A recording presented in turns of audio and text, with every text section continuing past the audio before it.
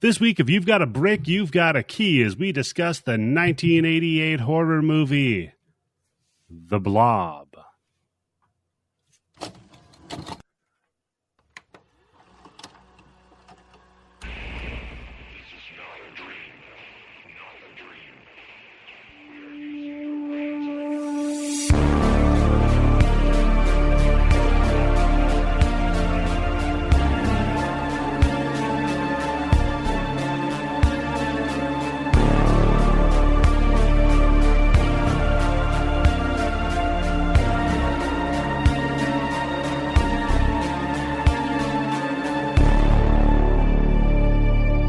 Hello and welcome to the BloodyBits Horror Show. I'm your host, Eddie, the Axe Jefferson, and joining me as always, the man who buys his class rings in bulk, Mr. Tim Yobo. How are you doing today, good sir? That was mail order back then, right? There's no store that you went to that had that many class rings. From Jostens or whatever the fuck the name of that company was. But Tim, scams. Sir, They were all scams. It's Jostens. I know because I get their emails because I'm a kid. See? I knew it, and Tim. Of course, we are not alone on this journey. You know, we are joined again once more by a co-host of the show, Trunk Drunk Candice. How are you doing today? Ooh, it's a little hot in here, isn't it? A little bit. Maybe, let me get that button for you. For that scene, sexual assault always cools things down. It was okay in the 80s. For that scene, I just have the Raft 2 or Trick or Treat for C alsos. Or Cabin Fever. Yeah, good point. So, before we get to the first movie for the entire month of remake, because we're covering remakes. Get it? Get it. Yep. We all get it, folks. Candice, you don't like that name? You don't want to change that name? No, I love all of our terrible portmanteaus. But before, Candice, what have you been consuming this week? The entire Critter franchise. Oh, seen them all now. How good do you feel? How many are there? There's 5. Wow. And the first 2, classics. Fun, fantastic. Movies. If not for one nude scene in the second one, family friendly too. Yeah, they're pretty chill. For the most part, other than the gore. I mean, they are violent family movies. Friendly. We had to be like, turn your head, because I watched it with the whole family. Every one of us in there. Don't look at her juicy tits. So Candice's son has figured out now he's got to already turn his head pre-tit scene. So when mom says turn your head, he goes back to the TV. He just timestamps it and then Googles it later. Pretty sure he was sneaking some peeks because that blanket over his head was moving an awful lot. Blanket? Hope it was just over his head. And my husband's like, man, those are really nice. You're really missing them. What a damn. Some fucked up shit. I gotta tell you, first 2 classics for a reason. The third one, mediocre, but it had some fun gags that I enjoyed. Fourth one, probably one of the worst movies I've ever seen. Wow. One of the worst. Horrible. And that's a lot coming from me. Like direct-to-video, or was it like an actual theatrical release? Well, they filmed the third and fourth one at the same time. And they just chopped it up into 2 parts. Okay. And I guess all the money got blown in the third one. Because the fourth one is just a lot of people running through... it's in space. Which I was like, okay, all right. I mean, this could still... They come from space. Still be so something, okay, yeah. Right? Yeah. It's and a then homecoming for critters. Although the cast was Brad Dourif and Angela Bassett. Wow. Yeah. Really? Yeah, Angela Bassett was the movie? lead. It was like 92. 1992. Some trouble in the early 90s? I don't know. Could not what believe year it. Strange Days? Oh, Strange Days was like 94, wasn't it? Yeah, that was like mid-90s, yeah. Okay, all right. Great movie. Watch that. But it's just them and the dude who 95. plays Charlie, which is a recurring character, just running through tunnels, yelling at each other. That's it. That's the fucking movie. There are 2 critters in it, 2 krites. That's what they're called, krites. And they're on screen for 15 minutes of a 1 hour and 45 minute Are they doing movie. bookends? Are they doing like this one critter sitting down at a desk, smoking a pipe and opening up a book going, oh, hello there. And let me explain to a story about the time we had to chase these 2 humans through tubes. But the fifth one was fun. That came out in like 2018, I want to say. No, I think it was 2020 maybe. Oh, yeah. Recent. But it's a requel. It has Dee Wallace in it. Interesting. I mean, not in it a whole lot, but right. Yeah, you could tell that they had a really small budget and they put all of it into... Couldn't even afford Dee Wallace Stone. All of it into the Krites. Like, they knew. It was clearly like a love letter because they were making like Easter eggs and stuff for the first 4 movies. I was like, I can't believe they're even referencing the 4th one right here. It's so you bad. know what's funny? Because I don't know if people listen to the Patreon episode. The Patreon, the Evil Dead one hasn't come out yet, has it? No, it's coming out today. Because Candice enjoys Critters, so that's a love letter to the series.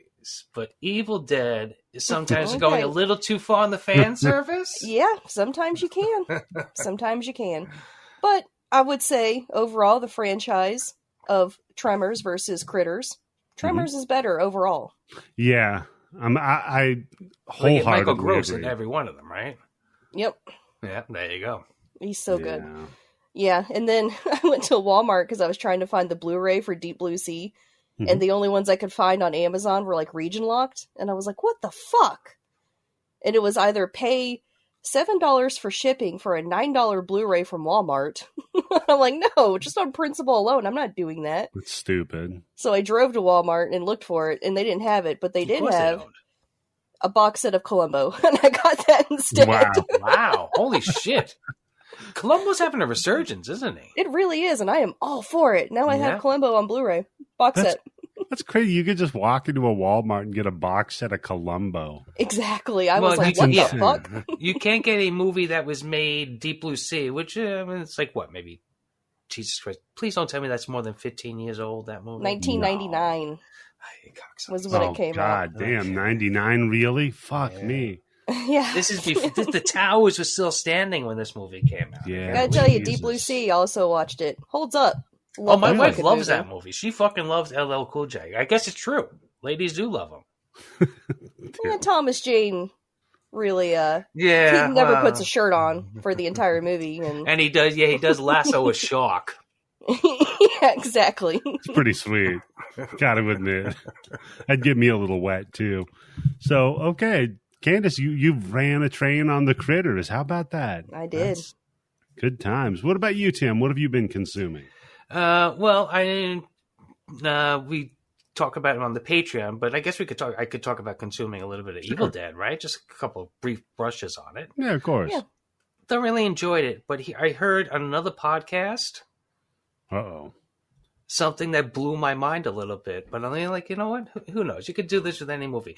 But supposedly, this is like the right wing is like embracing this movie a little bit, because you notice how you haven't heard anything about anything? Yeah. What are you talking about? I haven't heard how this movie now anything. You haven't heard any. Well, you haven't heard about how woke Evil Dead went, and I don't want to go see it, right? No, well, I don't pay attention to people who say that, so. Well, all right, but just about every I wouldn't fucking have seen movie, it anyway. Every movie that has a female lead in it and doesn't have 10 guys in it, and the guy isn't white knighting, right? There you go. I remember that from last week. It's too woke, right? And you have the kids in the movie, right? Yeah, they're the ones. Kids in the movie, they both die.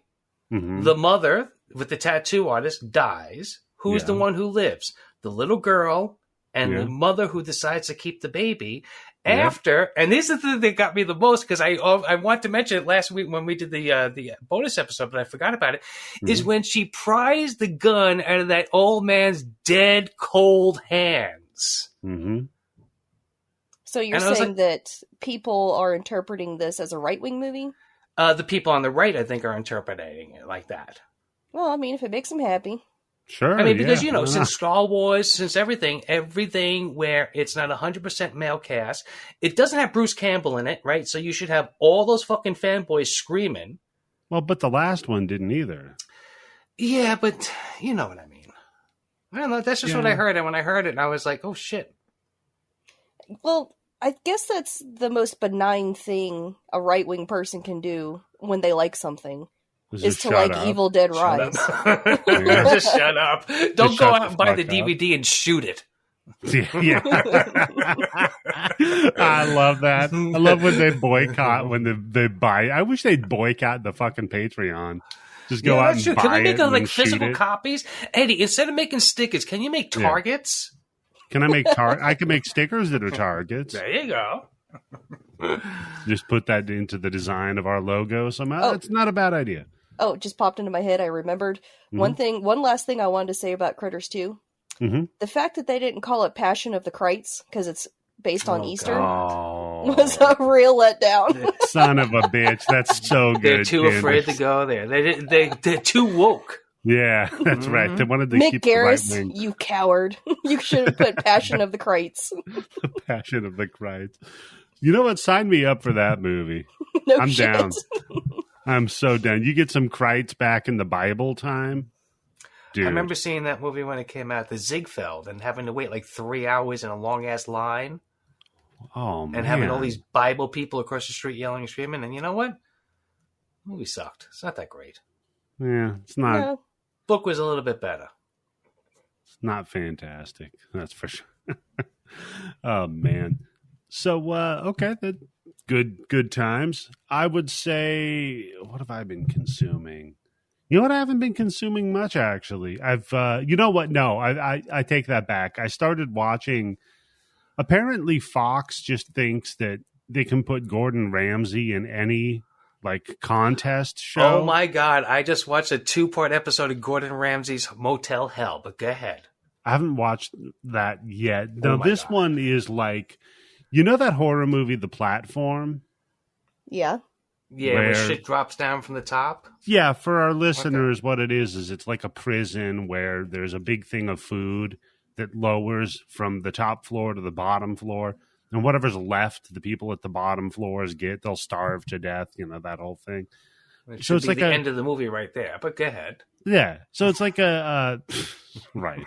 So it's like a fucking cooking show where they've got all the contestants in 3 different levels. I know a little bit what you're talking about. Oh, my God. It's so fucking stupid. It's so dumb. Well, and what it is reality TV has to keep amping it up because it's not good enough that it's kitchen nightmare. It's not good enough it's kitchen hell, right? Now you're gonna have the 3 levels of hell kitchen. Yeah, you have to have Dante's Inferno, exactly. But no, it's so that show sucks. If you see that pop up on your streaming services, don't even pay attention. And go on YouTube and watch that one that I watched with the hotel where the lady had diarrhea all over the bathroom, and she forgot to clean it up.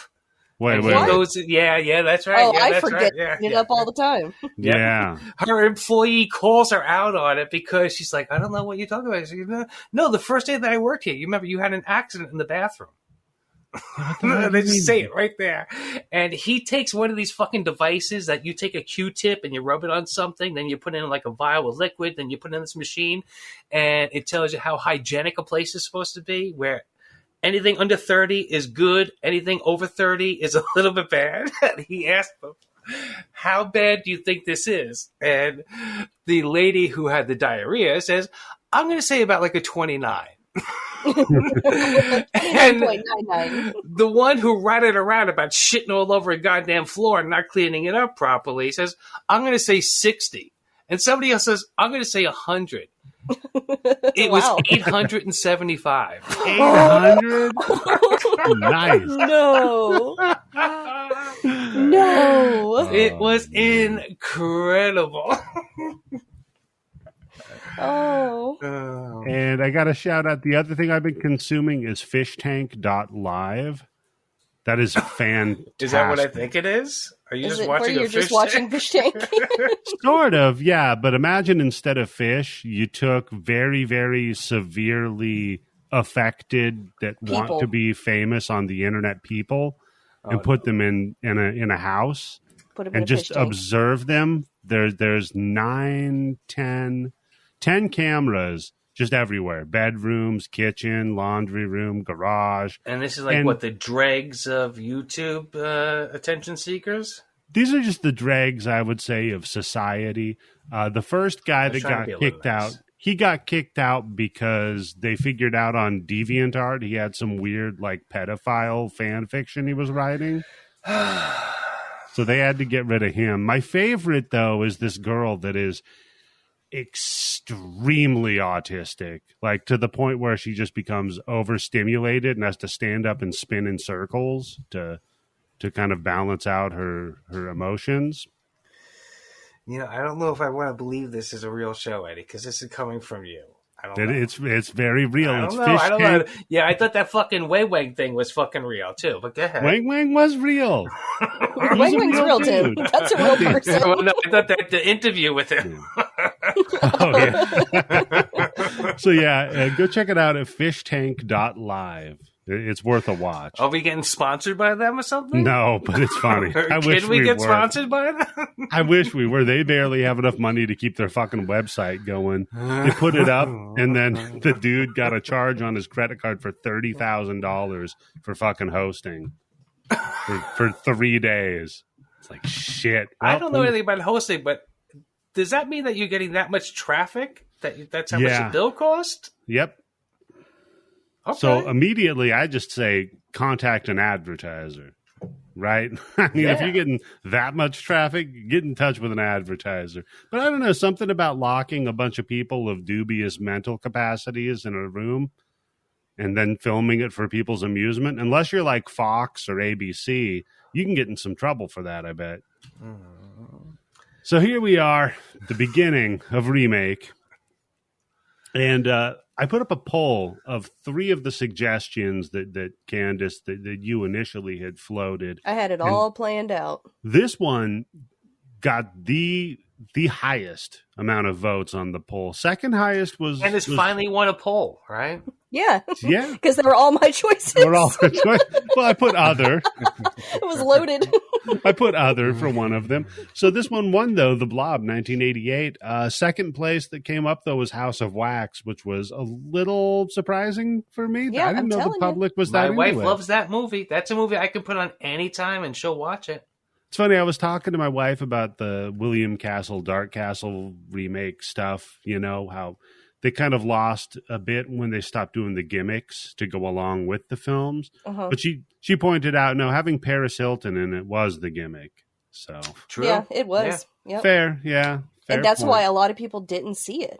If we ever cover this movie, we'll talk about it then. I was a Paris Hilton snob with the movie. I was like, if she's in it, I was like, come on, what the fuck? What? So, I'll get on my soapbox when we cover it. The Blob got 50% of the votes. House of Wax got 41.7. Maniac got 8.3. Man, not a lot of love for Maniac. Because they haven't seen it. Kind of boring.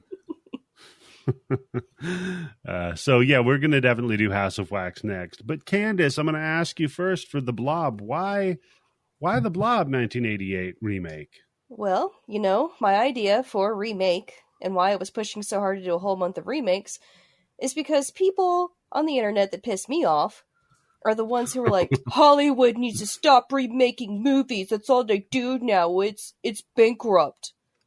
I'm like, yeah, they've been doing it since movies first started. They've been remaking the same shit over and over again. It's not new. Yeah. And also, stop watching Hollywood movies. Watch indie films. If you're so pissed off. The same cocksuckers that'll drop fucking $1,000 to go to Disney for the week. Yeah, and then be like, Disney is a terrible company. Yeah. It's like, well, stop giving them your money. Everything's a remake. I'm going to go watch the new Little Mermaid. It's a remake of a fucking story. The fucking plethora of choices that you have to watch your style entertainment. If somebody wants to go see a movie that's a remake of Rebecca, that's a remake of a movie, why not? What the fuck? Yeah. If the movie's good, it's good. It's one of those things that annoys the most out of me. Candice, let me ask you a question. People are like, remakes are never good. It's like, well, Psycho, sometimes the Gus remakes... Van Sant. Well, yeah, that's terrible. That's not a remake. Okay. That's just a shot for shot of the fucking... They colorize Psycho, basically. Basically, yeah. But, no, sometimes the remakes are better than the original, or they stand on their own merits. Okay. It's just a movie that's so good, it stands on its own merits. So people need to get the stick out of their ass about remakes and open up their fucking minds to experience maybe pleasure in their life that's not from a blow-up doll. Yeah. Well, I mean, damn, Candice, hold on. Maybe what really it is me that off. the remakes that they're doing today are really lazy and just resting on the fact that it's a remake and, oh shit, you remember this, right? Oh, you know what this is. Instead of like a movie like this, which doesn't do that at all. There's no fucking mention of Steve McQueen. Oh, you remember that guy from 30 years ago? And they were talking about this. Yeah, nothing at all. Like, there's no fan service to this movie whatsoever, except maybe the movie theater scene. Yeah, I mean, I agree. Right. Well, no, also, they also play on the storyline of the original, and that's another way that a remake can really get it right, is when they play with your expectations on the original.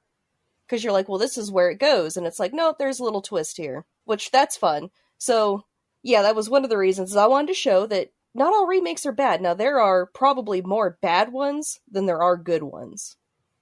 But you shouldn't just completely dismiss a movie just because it's a remake. And you should stop bitching about how it's a new thing, because it's not. It's not a new thing. It's been going on since the dawn of movies. So shut the fuck up about that part. I can't think of it now, but there's some movie that's been like remade like 5 or 6 different fucking times. A Star is Born. How many fucking times is that? And everybody loved that movie. Wasn't that movie up for Oscars and shit? Yeah. Okay, there you go. So suck it, trolls. And I mapped out how this month was going to go because I am a film historian. Yeah. A historian and a scholar, Candice. Yeah, that's me. No, I was like, all right, everybody loves The Blob and The Fly and The Thing. 80s remakes, obviously. I don't want to cover The Thing. And then I was like, all right, well then you got the Dark Castle films. Those were all remakes. Well, not all of them, but most of them were. Yes. I was like, so we'll get one of those. And then Platinum Dunes, the Michael Bay production company, remade, Texas Chainsaw Massacre and Nightmare on Elm Street. Yep. Just That's so we're many going to cover that. I was like, so we got to cover one of these. Nightmare on Elm then Street. in the end, I was like, well, there have been some really good remakes that stand on their own merits here in the past decade. So we need to cover one of those. Okay. So about once every decade, they get a remake done, right? Yeah. Yep. Possibly. And it's probably by somebody who's a really good director who has something underneath their belt and really loves the property and wants to do something with it instead of, like I said, like what they do now, where it's like fucking just a remake just because, everybody knows Dirty Dancing. Let's do a remake of Dirty Dancing. I mean, some of that, though, I could defend it by saying you're introducing it to a new audience. Sure, you're trading off the nostalgia of older people. And there's a lot of people who don't watch old movies, too, just based on the fact that they're old. True. No, that's true. Candice's husband. Yeah, exactly. Yeah. Your husband's great. Why would I watch that? That's old. They have new things now. I did get him to watch Casablanca. He loved it. I'm gonna go My watch wife Fast hates and watching Furious shit 6. in black and white until I show her something really good in black and white. But before that, she hates it. Yeah. And Spider Baby. He really likes Spider Baby. Okay. Because I made him watch it. Interesting pick for him. How did he feel about the In Search of Darkness series, though? He loves learning about how movies are made. That's even cool. if it's horror movies. So this is where we cross. That's cool. And, we've been building that list, and that's why we started watching all the Critters. And we're going to watch the Fright Night remake, because we both hate the original. But we haven't seen the original Fright Night? Yeah, hate it. It's, with Roddy McDowall. It's incredibly boring and annoying. Fucking Evil Ed in that movie. Such a fucking dickhead. True. So annoying. God. He did try to make himself a character, though, didn't he? Yeah, he tried. Look where he's at now. But anyway. I was like, who's going to pick up that thread? Didn't work, but, But, yeah, he really, he's watched the third one without me. And then we watched the first one together, and we're halfway through the second one, because they are at least 4 to 5 hours long. Yeah, they're a commitment, for sure. They are a commitment. So, yeah, no, I got you.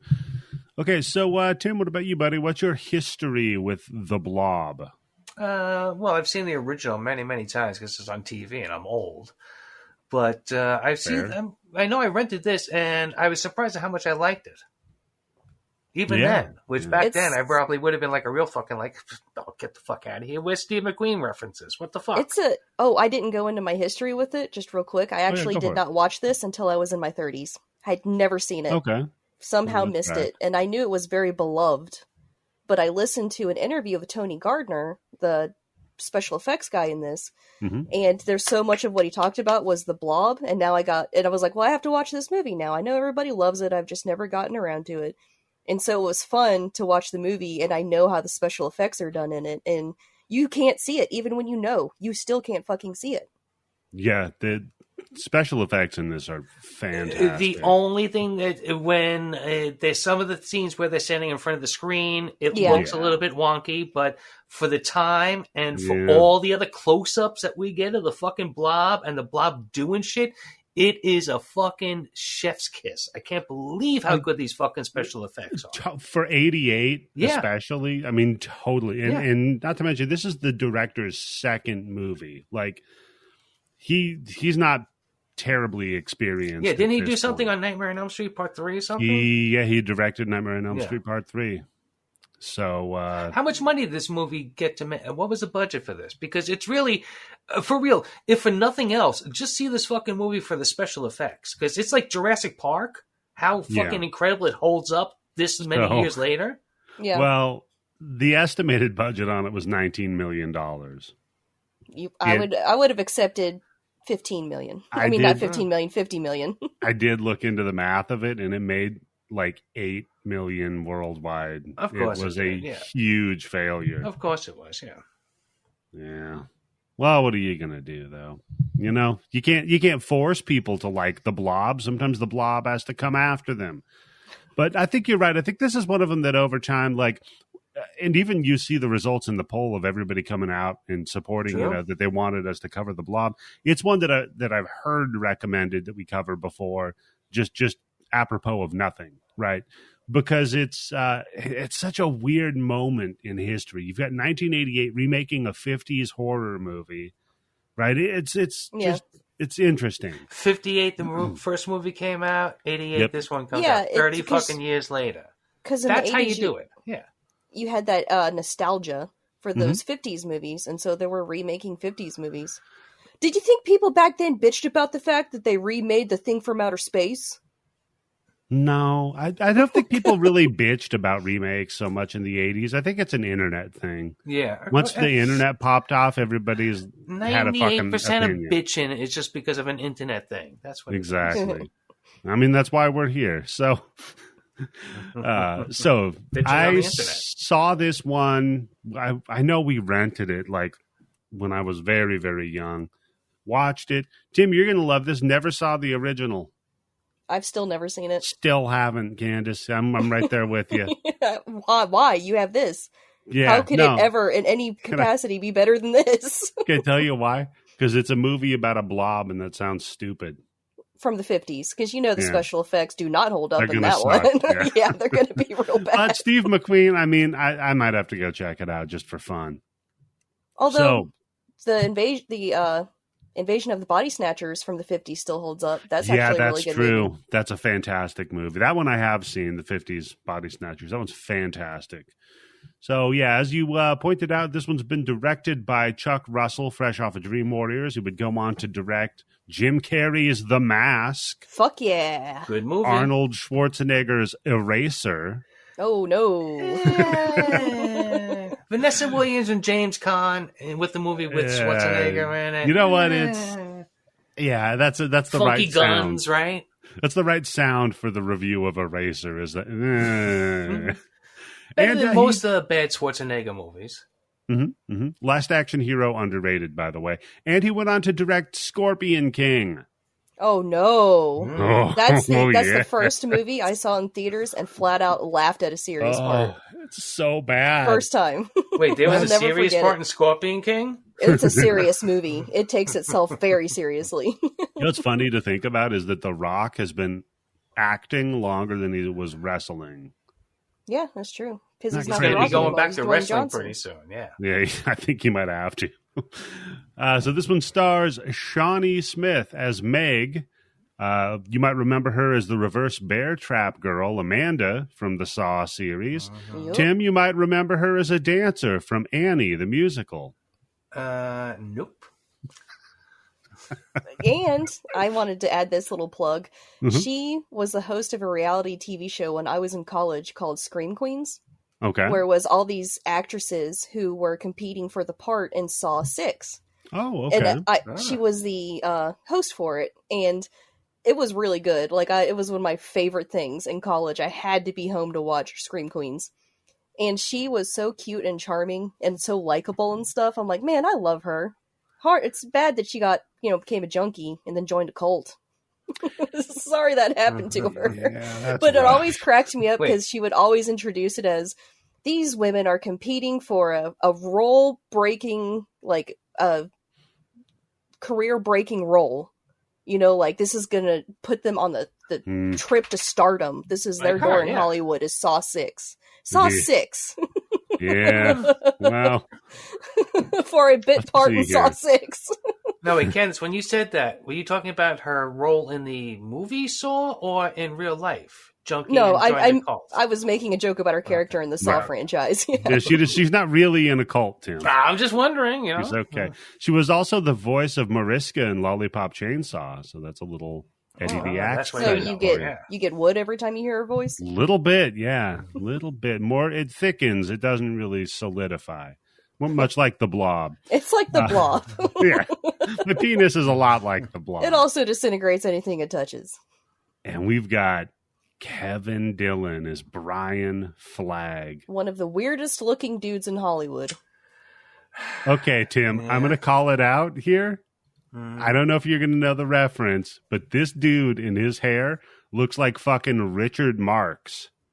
I know Richard Marx. I remember Richard Marx, yeah. He's got Richard Marx fucking mullet, and it's wonderful. I just know because I don't think I've ever watched an episode of it, but wasn't he on Entourage? He was one of the three main actors in Entourage. Okay, and his brother is the better actor, Matt. Yes, right? He played Johnny Drama in Entourage. He was later on. His last name was really Drama? No, that was his nickname. Oh, okay. He was also in an episode of Tales from the Crypt, and later on, he was in one of the Creep Show TV series episodes. Okay. So that's fun. I don't think I saw that one. Nice little career, right?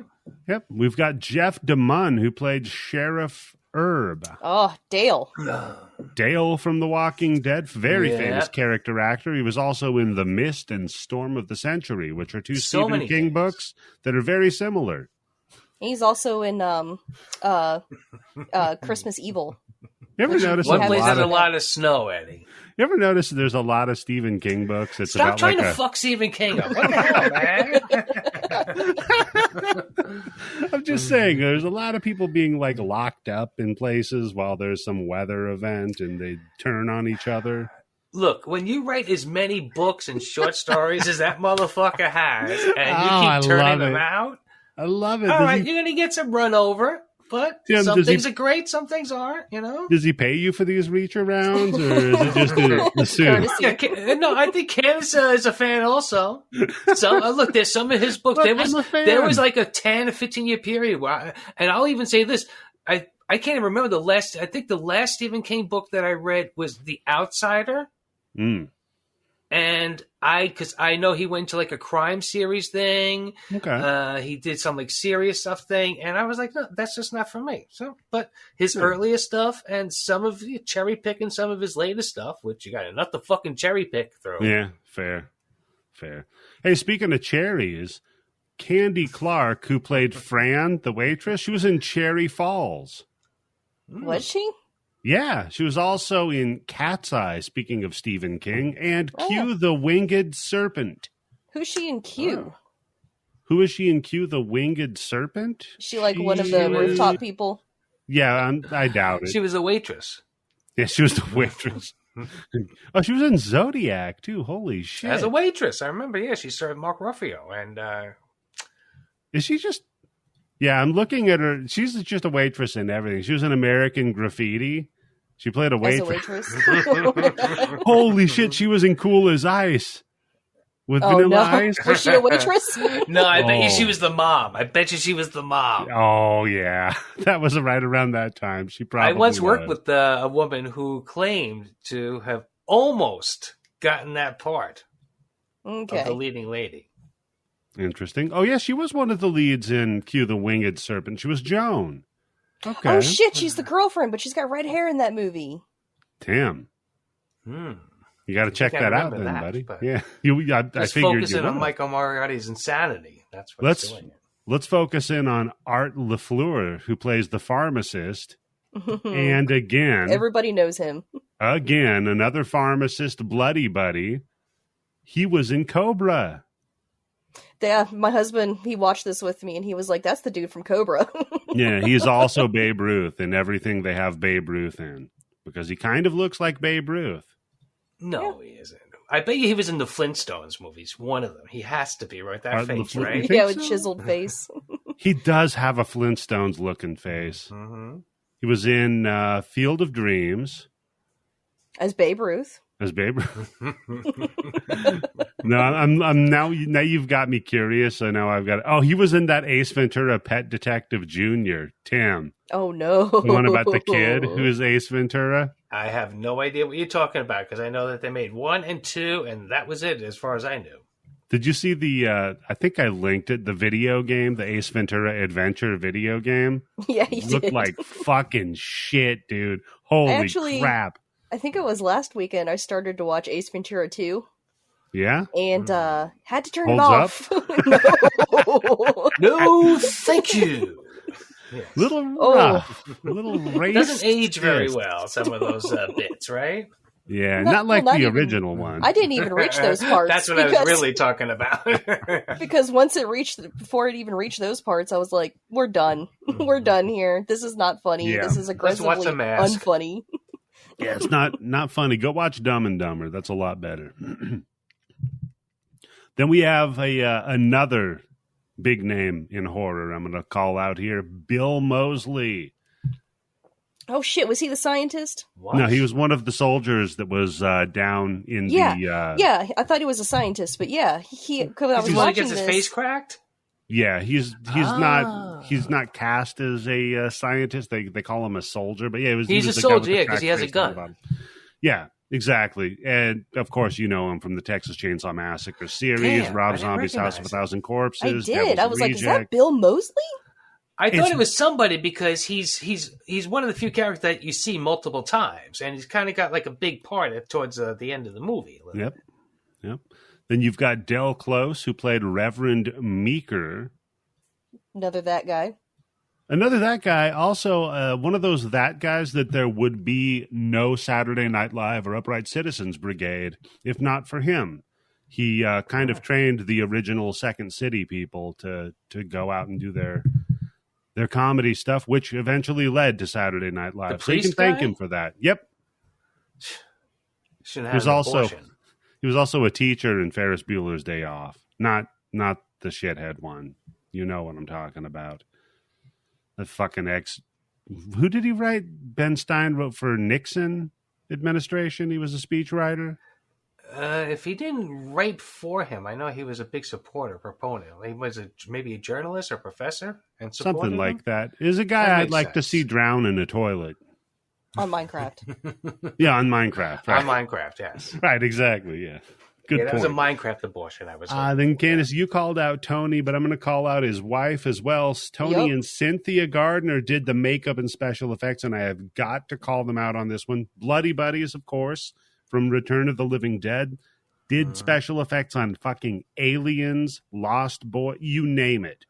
It's one of those things that I kind of reflected on while I've been watching In Search of Darkness, because of course there's a huge section just on the special effects of the 80s. Yeah. And not just for horror movies, but just in general. And, you can name so many famous special effects creators from the 80s. You got your Tom Savini, you got your Screaming Mad George, you got your Tony Gardners, you got your Rob Bottin's, like so many of them I can just roll off my tongue. I can't do that now. Candice, I was just going to say, jump on your fucking bandwagon and be like, hey, Eddie, can you name me the top person who does all the CGI effects for the horror movies now? Yeah. Nope. No, it's different. Yeah. It's such a time and place that can't be replicated. Yeah, it's the kind of the way I feel bad about like old animes from the 80s when they used to hand draw shit just because Japan was so flush with money that they could just fucking pay for it.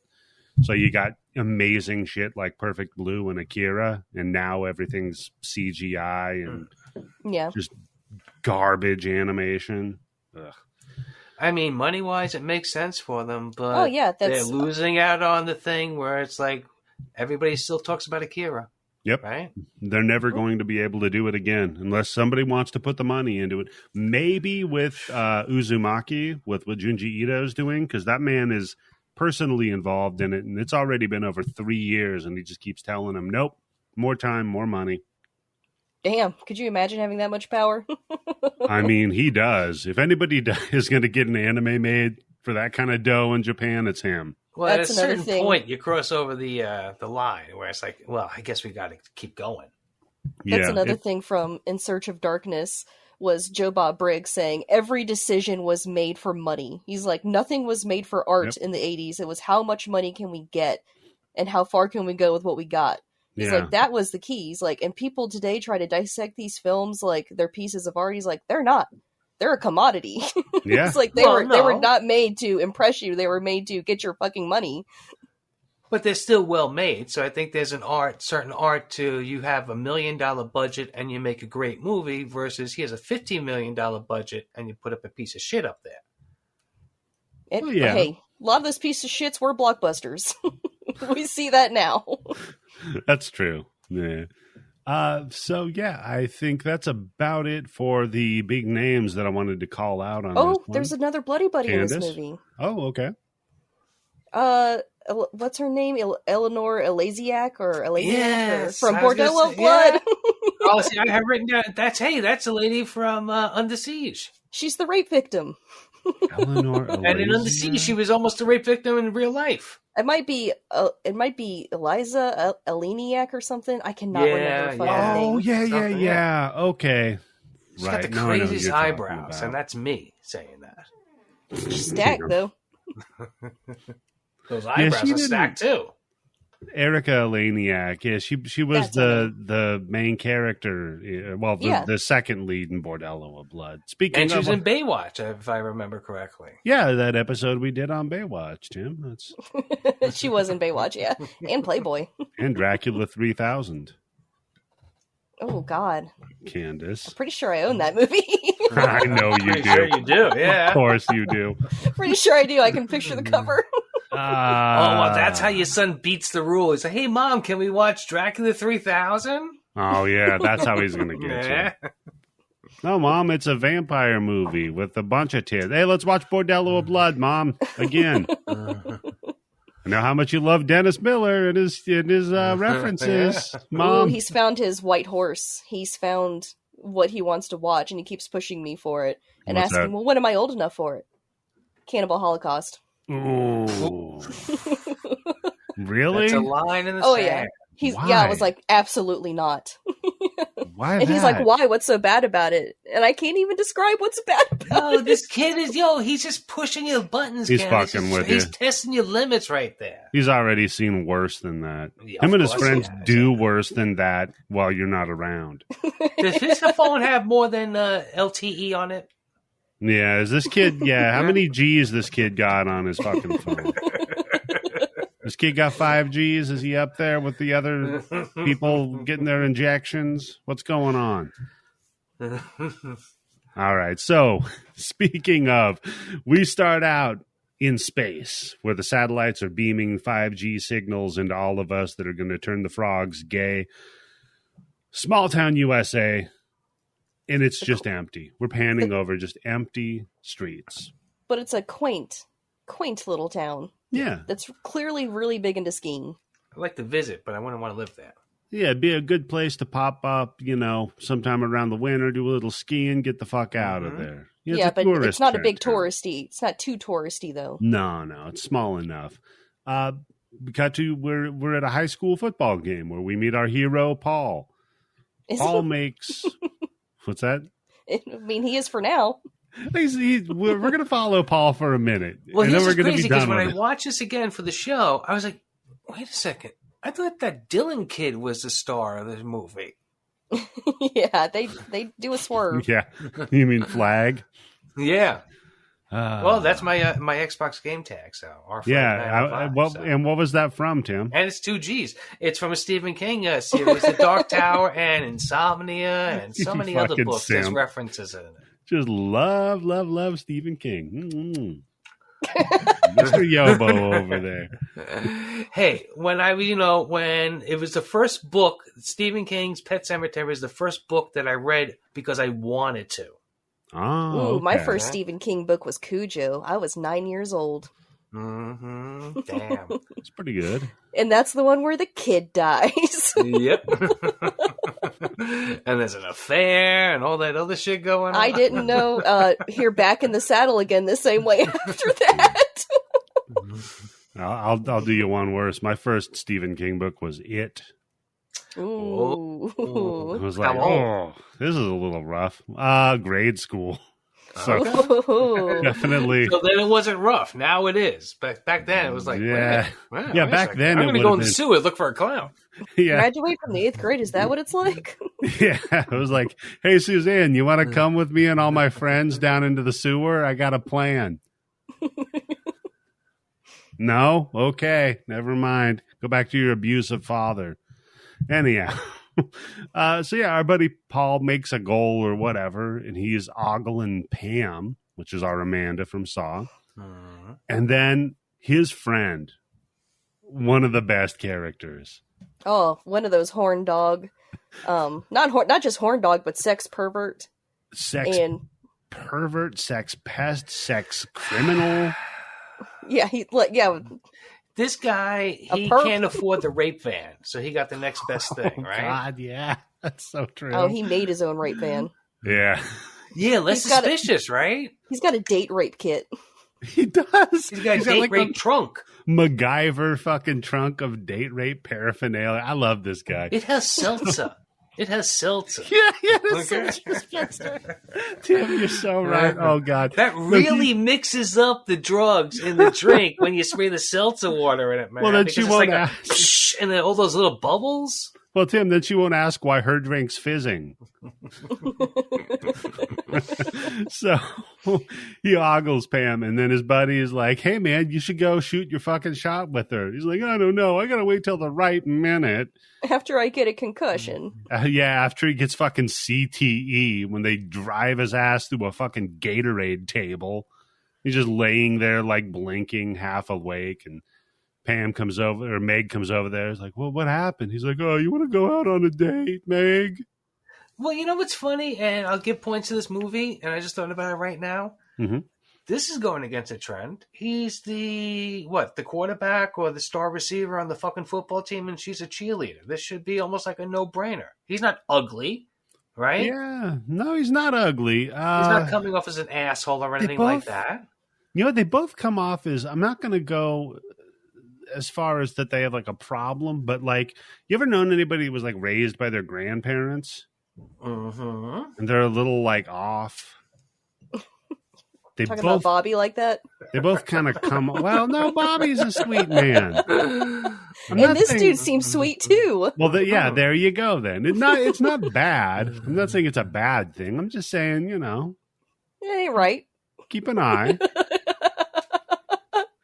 No, it's like with Bobby. Immediately, and I made this joke on the grind bin, but immediately I just felt the urge that I needed to like adopt and protect Bobby. Exactly. From the world. What's going on with the paperwork? Yeah. but Shawnee Smith in this movie is so sweet and like adorable and cute and pretty, but not in like an overly Hollywoodized kind of pretty. She's very girl next door type of pretty. Right. And great hair. And but then she ends up being like real feisty and like honorable and stuff. And I'm like, man, she is a great final girl. She really is. She was fantastic in this. Absolutely. Second best hair in the movie too. We're that fucking hair distracted me the entire time because I'm like, there's something off about that hair. I was like, it doesn't move. Yeah, her hair doesn't move. Okay. And there's this one section that's 10 times longer than the rest of it. But then you see later on in the movie why they gave her this weird ass hairdo, because it was hair extensions for a stunt. Oh yeah. Which, by the way, that stunt, so stupid. And I was more distracted by Brian's hair, because we cut to him, and now, if you ever need like cinema shorthand for like, this guy's a bad guy. Oh, he's got a motorcycle. He's got a leather jacket. Yep. He's drinking alone. Yeah. He's in the middle of nowhere. Damn. And he's he's drinking and he's smoking. To call what he has long hair is a bit of a misnomer. No, it's long hair for In the that back. town. Right? For that town. Yeah, okay, but when I think long hair, right, I think like below your shoulders, like hanging straight down hair. How about this? When he comes out of the shower, he could cover most of his face with his hair, right? Yeah, but how about this? That's How long about hair. this, Tim?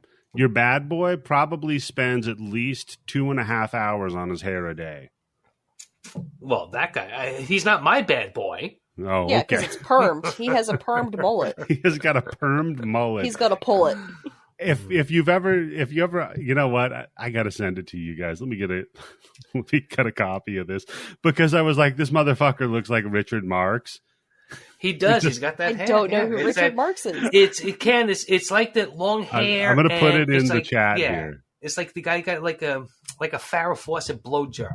Dude, yeah, exactly. Yeah, I know what you're Yeah, the talking Farrah about. Fawcett fucking blowout. Okay, I put it up in the chat. Oh, God.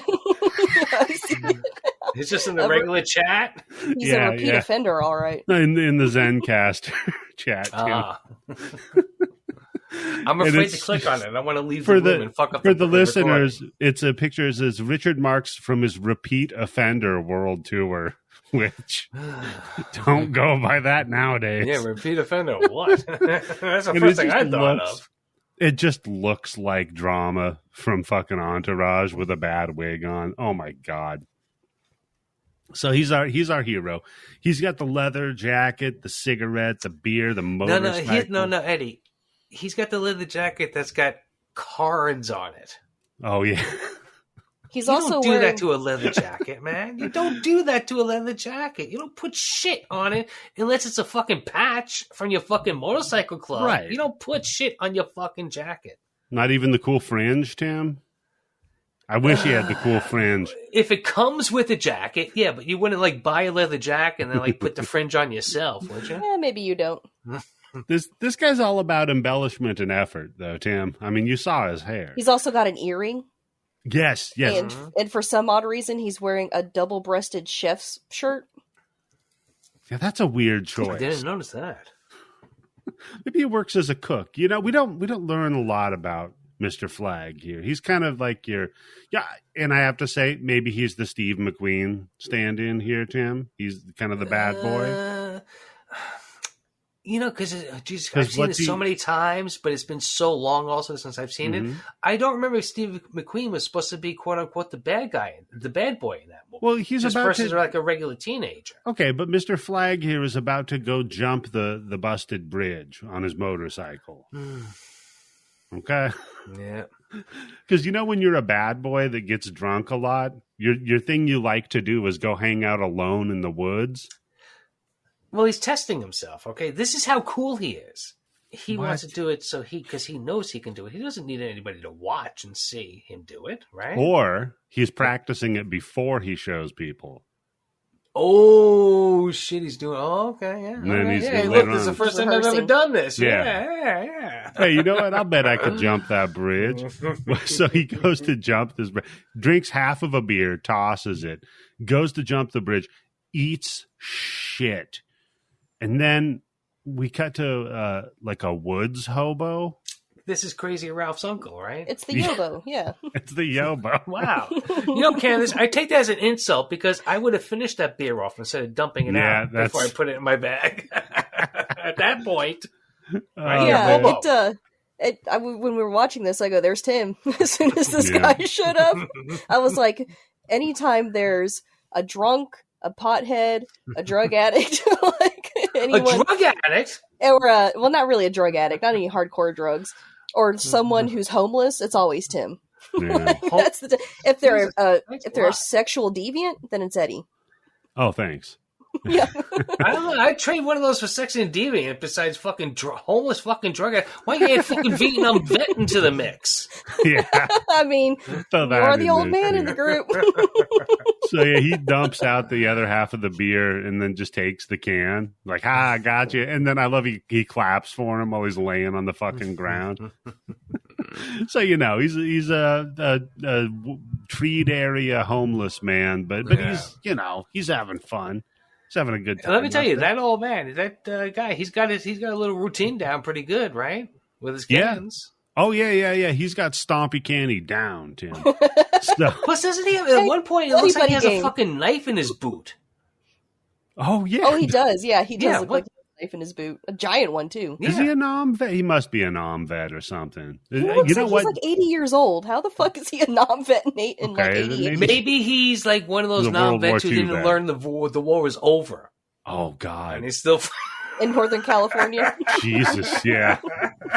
Tim, you're telling me I can get Can Man's Rambo movie? Because I'm sold. I mean, the way he stomps cans, he could stomp a windpipe, no problem. So our hero goes off to pout to the mechanics shop that he works at, and his boss is all like, "Hey, where you been, guy who's up to no good?" It's like, just out fucking around. Hey, can I borrow your ratchet set? And the guy's like, "You son of a bitch." I don't think that's what he says. Fucker. When I heard this, I thought he was going to like show a bunch of fucking ugly chicks, but go ahead. Ratchet, shut up, Tim.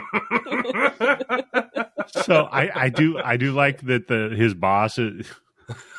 We have Chekhov's snowblower, by the way. Yeah, snowmaker, yes. When they said it in the beginning of the movie, I was like, why the fuck? What? Yeah, he's all like, yeah, we're going to hopefully have a lot of snow this season because of tourists. And he cracks open this hatch on the snowblower, hits it like he's the Fonz, and it like poofs out this big cloud of like smoke. Instant cold beer. Yeah, but he's got the beers in there, and I immediately... level 10 respect with me right there. Mm-hmm. Boom. Yeah. Okay. It's good to be the boss, right? It really My is. My husband pointed out, why didn't the flag character, why didn't he like push his bike to the garage? And then where it is. How heavy is a bike? I mean, it's not a fucking Harley Davidson, but even that bike has got to weigh a couple hundred pounds, right? About 300 pounds, yeah. How the fuck are you going to get that up a ditch? No, that's fair. I'll tell him that when we stop recording. Yeah. You know what? No, call him right now, Candice. Oh, yeah. Go find a busted 300-pound like bike somewhere and just have your husband push it through the woods. Just be like, the suspension's all fucked. Yeah. And then while he's doing that, start watching Entourage, specifically with him.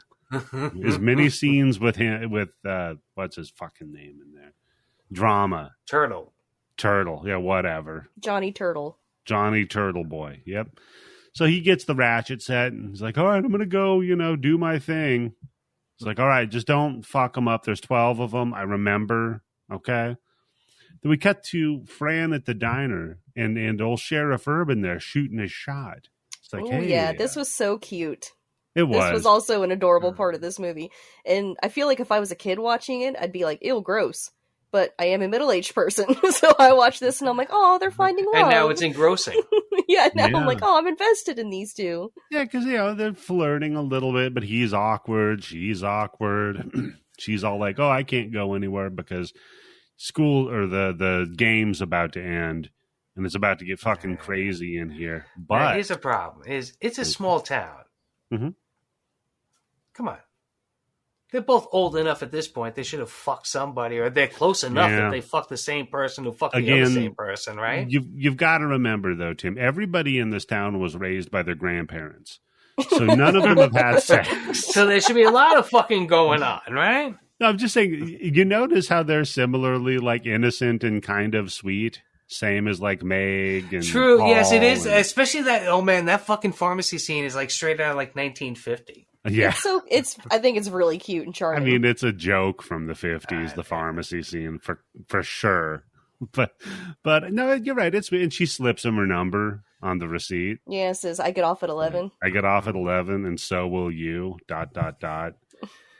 And then it's the eggplant No, that's the emoji. note that I would write. It's the eggplant, then the squirt, and then the peach. I was like, whoa, girl. So we cut back to Dork and his sex guy friend, Paul, and what's the sex guy friend's name? I don't. I do not remember. We can call him Steve. Yeah, we'll call him Steve. In honor of Steve McQueen. No, you know what? We'll call him Charles. In honor of our friend Charles. So him and Charles go to the drugstore, and he's like, hey, I'm going to go bang this slam pig that I met at school. I got to go get a rubber, though. I'll be right pig? Back. Yeah. What the fuck is a slam pig? Oh, come on, Candice. Figure it out.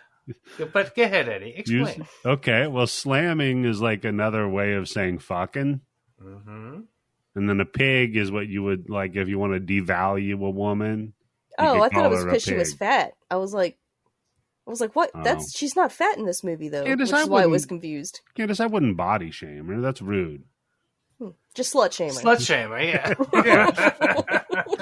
So he goes up to the pharmacist to buy condoms. He's like, "Yeah, Pops, I want the rib one so I can really fuck this simpleton out." So he goes up to buy the condoms, and the preacher walks up behind him. He's like, shit, I can't let the preacher know I have sex. He's like, yeah, because then he'll be after me. Right, yeah. Because then he'll want to join in. So he's all like, yeah, I'm just buying condoms for my friend over there. He found a woman who's real simple, and he's gonna bang her out. The priest has no problem with that. What? Right? The only thing that the priest cares about is that this particular kid who's going to Catholic school, because they go into the same school, right? Right. It's a Catholic school? It's. I don't think it's a Catholic school. I think it's a public school. I think what he says is like, I haven't seen you in church on Sunday. Oh, yeah. Okay, so the priest is okay with him buying condoms for his friend. So he could fuck a simple girl, take advantage of her. That's fine, as long as you aren't doing that. That's okay. Right. I mean, if you're filming it, it's okay, but don't get no touching. Plus, here's a question that that's just plagued me for pretty much my life until I was like 15 years old. Why was it so hard to buy condoms? Why were they always behind the fucking counter that you had to like go and ask? Like, so it was like, oh, that's what you meant. I thought you meant like, why is it so hard to ask for them? Oh, well, they make it hard for you to ask. If you're a teenager and you're going to walk into a situation like that, and you're going to be like, box of condoms. Yeah, because people steal them too much, I guess. But it's like, for me, the person who can't afford condoms is the one who needs them the most. That's true. I was just thinking about that. So you should probably make them free for that person. Stop making less of a thieving family. Yeah. I don't think they're behind the counter anymore, though. Am I going to be called out for like? No, they're not behind the counter, but they're locked up. Now I have to hit a little button, and a little store clerk. So that's the same thing, over. Right? Yeah. Incredible. And they're over by all the like Walmart butt plugs and shit. I was about to say, aren't the sex toys just out there though? No, they're all locked up. Or do you have to? Too. Oh, okay. California is funny. The other thing we did was we used to at stores, they used to have all the beauty products out, but then the quote unquote ethnic beauty products were locked up. New York too. Yeah. Yeah. So they passed a law where they're like, guys, don't be racist anymore. You can't lock up the ethnic beauty products. So now that's when you want to buy deodorant. Yeah, it's locked up. So now all the white people beauty products are locked up. Not all of them. No. It's for the stores that I go into around where I am. It's usually just the deodorant and some of the shaving creams. That's weird. Shaving I like how it's some of them. Like there's a varying degree of toxicity in shaving creams. Well, if you go down the aisle, it's like 99% of the stuff is right there, and there's like 1%, maybe 2% of the stuff that's locked up. Well, my favorite shit is like they'll have that locked up, right? Like a $3 thing of fucking Old Spice antiperspirant will be locked up. You have to like get a guy with a key to come. I got to wait 15 fucking minutes for a guy with a key. That's how I was sweating. Oh, and by the way, he won't just hand it to you. He has to take it to the special like customer service place. And then you go wait in line and you have to deodorant. For a $3 bottle. Meanwhile, I can go get like a $200 bottle of fucking MCT oil or some crazy shit that they just have out. You know, they just have like car stereos out, just hanging out. I can go steal that. That's fine. Right. I just thought it's something that'd be really good to go viral, but it's also kind of fucked up. But like, no, if please. you could get like 100 people together, yeah, and just have them go in every 5 minutes and asking for deodorant. Gotta open up the cabinet. Oh, that's a good. Bring it up. As soon as that was done, have the next person come in. I like that deodorant, please. Tim, that's a good bit. And just keep having it over. And yeah, never but the go poor guy who has to work in the fucking drugstore who's making fucking minimum true. wage is going to be the one who's getting bothered. That's so true. Don't do that. Just think about it. Just think about how funny it would be. If they have the little that way button, no one's hurt. If they have the little button you got to push, just push it extra hard and break it so it's stuck in. Put a thumbtack on it. No, that'll hurt somebody else. Super glue the button in. Put a BloodyBits sticker on it. There we go. Anytime you see shit that's locked up, stick a BloodyBits sticker on it.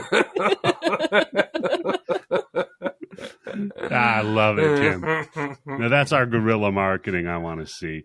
So, yeah, then he buys the fucking condoms, gets the and I like that the guy from the back is like, look, I got to go on my date, right? And he's like, yeah, just wait, hold on. Hurry up, I can't keep this chick waiting Hurry for up, me. Yeah, he's like, he just cannot wait. She can't wait So all that boy fucking needs a day. muzzle. So we go back to the treat area, the homeless man, and he sees a comet fly overhead. Shoosh. It's like, fuck. So he follows it. And he notices... Meteor shit. No, he notices the slime from under Stephen Ghostbusters 2. I was thinking the stuff. Yeah, I was thinking the whole time and still stuck in my head. Enough is never enough. Well, yeah, okay, the bubbling up from the ground, sure, but the slime in the blob just looks like the slime from Ghostbusters 2. Yeah, the ectoplasm. Well, here's where I would differ from this guy. I wouldn't be stupid to do this. Oh, you wouldn't poke it with a stick? No. And if I did, No. which there's a good chance, maybe I'm going to poke with a stick. Tim, maybe. you would poke it with a Maybe stick. I'm going to poke it. But definitely 100%, I'm not going to hold it directly up over my fucking face. This fucking thing that looks like the weird flesh orb that was Maybe in to the see if it's box. got like an ass or something like that. That was in the box in the special, like just gross looking. But I do love that it glops down onto his hand, and then we cut to the kid Kevin slurping Jello up. Oh, it was gross. By the That's way, We've all done it. I mean, it looks like snot. Like, it looks disgusting. that kid Kevin is a bloody buddy.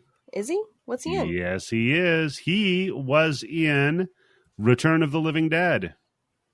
Really? There were kids in that movie? Oh, wait a second. Hold on. I got to pull up my notes here. It wasn't Return of the Living Dead. It was Son of a Bitch. It was Son of a Bitch. Yep, I remember that movie. He was in Son of a Bitch. He was the son.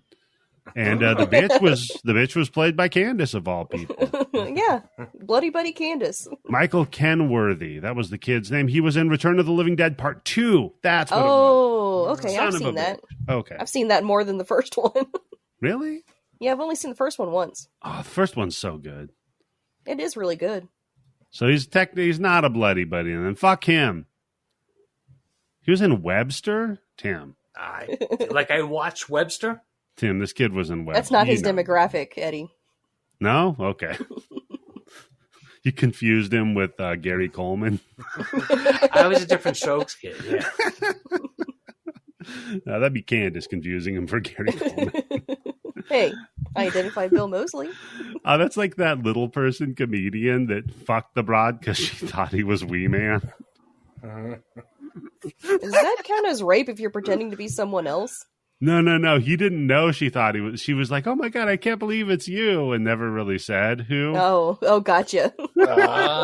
So ladies, if you're gonna fuck somebody, always announce who you think they are. Well, does it? And fellas, if they do, don't lie and say I'm Wee Man. I mean, but like the best case scenario for her was that she fucked Wee Man. I mean, that's Either way, you know what? She's getting some show, right? Yeah, something. You're famous, whatever. Here's the pussy. So this kid slurps up his... Yeah. This kid slurps up the Jell-O. And he's like, all right, me and my buddy, we're all going to go see Power Tool Massacre. Which sounds like an Eddie movie. Fantastic. Yeah, I'm so down with that. I wonder if someone ever made a fan movie of that, where they actually made that movie. Oh, like yeah, a short or something. There's a lot of clips from the fake movie in this. That'd be good. They should do that. Just a little fan movie. Like Death Proof. Someone has to have done it. Yeah. How they're doing the what do you call it? The Thanksgiving movie. Yeah, exactly. Yeah. Just making a movie based on a trailer. I'm they down made for movies that. In the 80s. Yeah. That's how they made Friday the 13th. He just came up with the fucking name. So, yeah, they show up. Paul shows up at Meg's house to go on a date with her. And it's like, oh, first I like Kevin answers the door. It's like, who are you? It's like, I'm here to see your sister. He's like, ugh, why? Yeah. He's like, shithead. Trying to fuck her. Is she around? Can you? It's like, yeah, whatever. So she comes over there. She's like, okay, but you got to meet my dad before we go. And you just cut to the room where somebody's holding the newspaper up in that I'm about to reveal a surprise pose. No one in the history of newspapers has ever fucking read a newspaper like this. No, maybe if you're a spy. Yeah, true. Yeah. If you're a spy and you cut the eyes out of Bat Boy so you can look through them, that's a good move, Tim. That is a good move. I want to see that.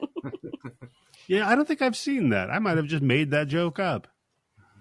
I mean, we've seen it with the paintings in the haunted house, but I don't think I've ever seen it holes cut out of the magazine. Newspaper's much more portable, right? Yeah. You can walk around the painting and sit in a fucking train station with it, right? That, you know what? Now that you mentioned that, that'd be even fun. Some guy just sitting in the fucking subway holding up a Rembrandt. No, I've seen it used before with magazines. I'm talking specifically Bat Boy. Yeah, I want to see a Weekly Inquirer or whatever it's called. Then he puts it down and it's Bat Boy behind it.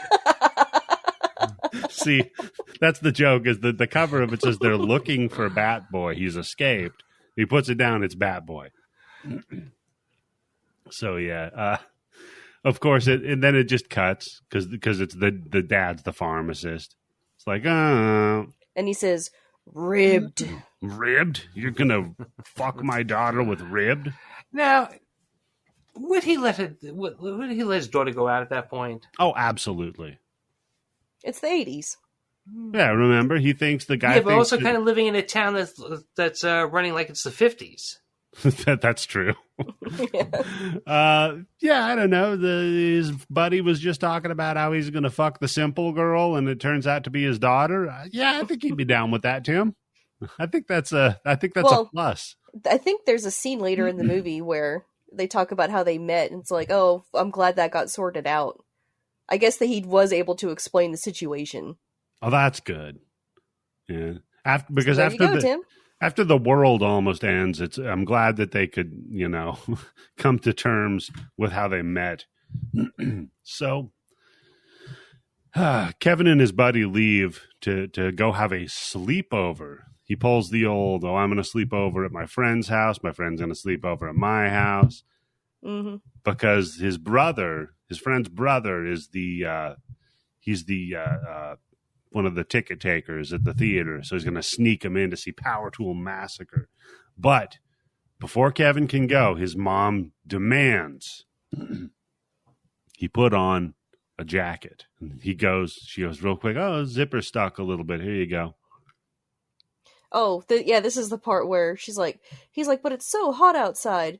Because in this movie, it's supposedly like blisteringly hot outside. Yeah. But then they say it's 70 degrees. Yeah. And she also says it's nighttime in October. So. In the Midwest, I would believe it, but not really California, and not when it's 70 degrees outside. That's not blisteringly hot. And not in a town that apparently depends on snow tourism. So you'd think it'd be a little colder by now, but whatever. So we cut back to Flag, right? And he's wrenching on his bike. Then all of a sudden, Woods homeless man, Woods Gandalf or whatever, rushes him. He bum rushes him, and tries to cut his own fucking hand off. Oh, it's good because he had a hatchet with him, and he whacks at his arm right above where the blob is attached to it. But he only goes like a quarter of the way through. He doesn't commit to it.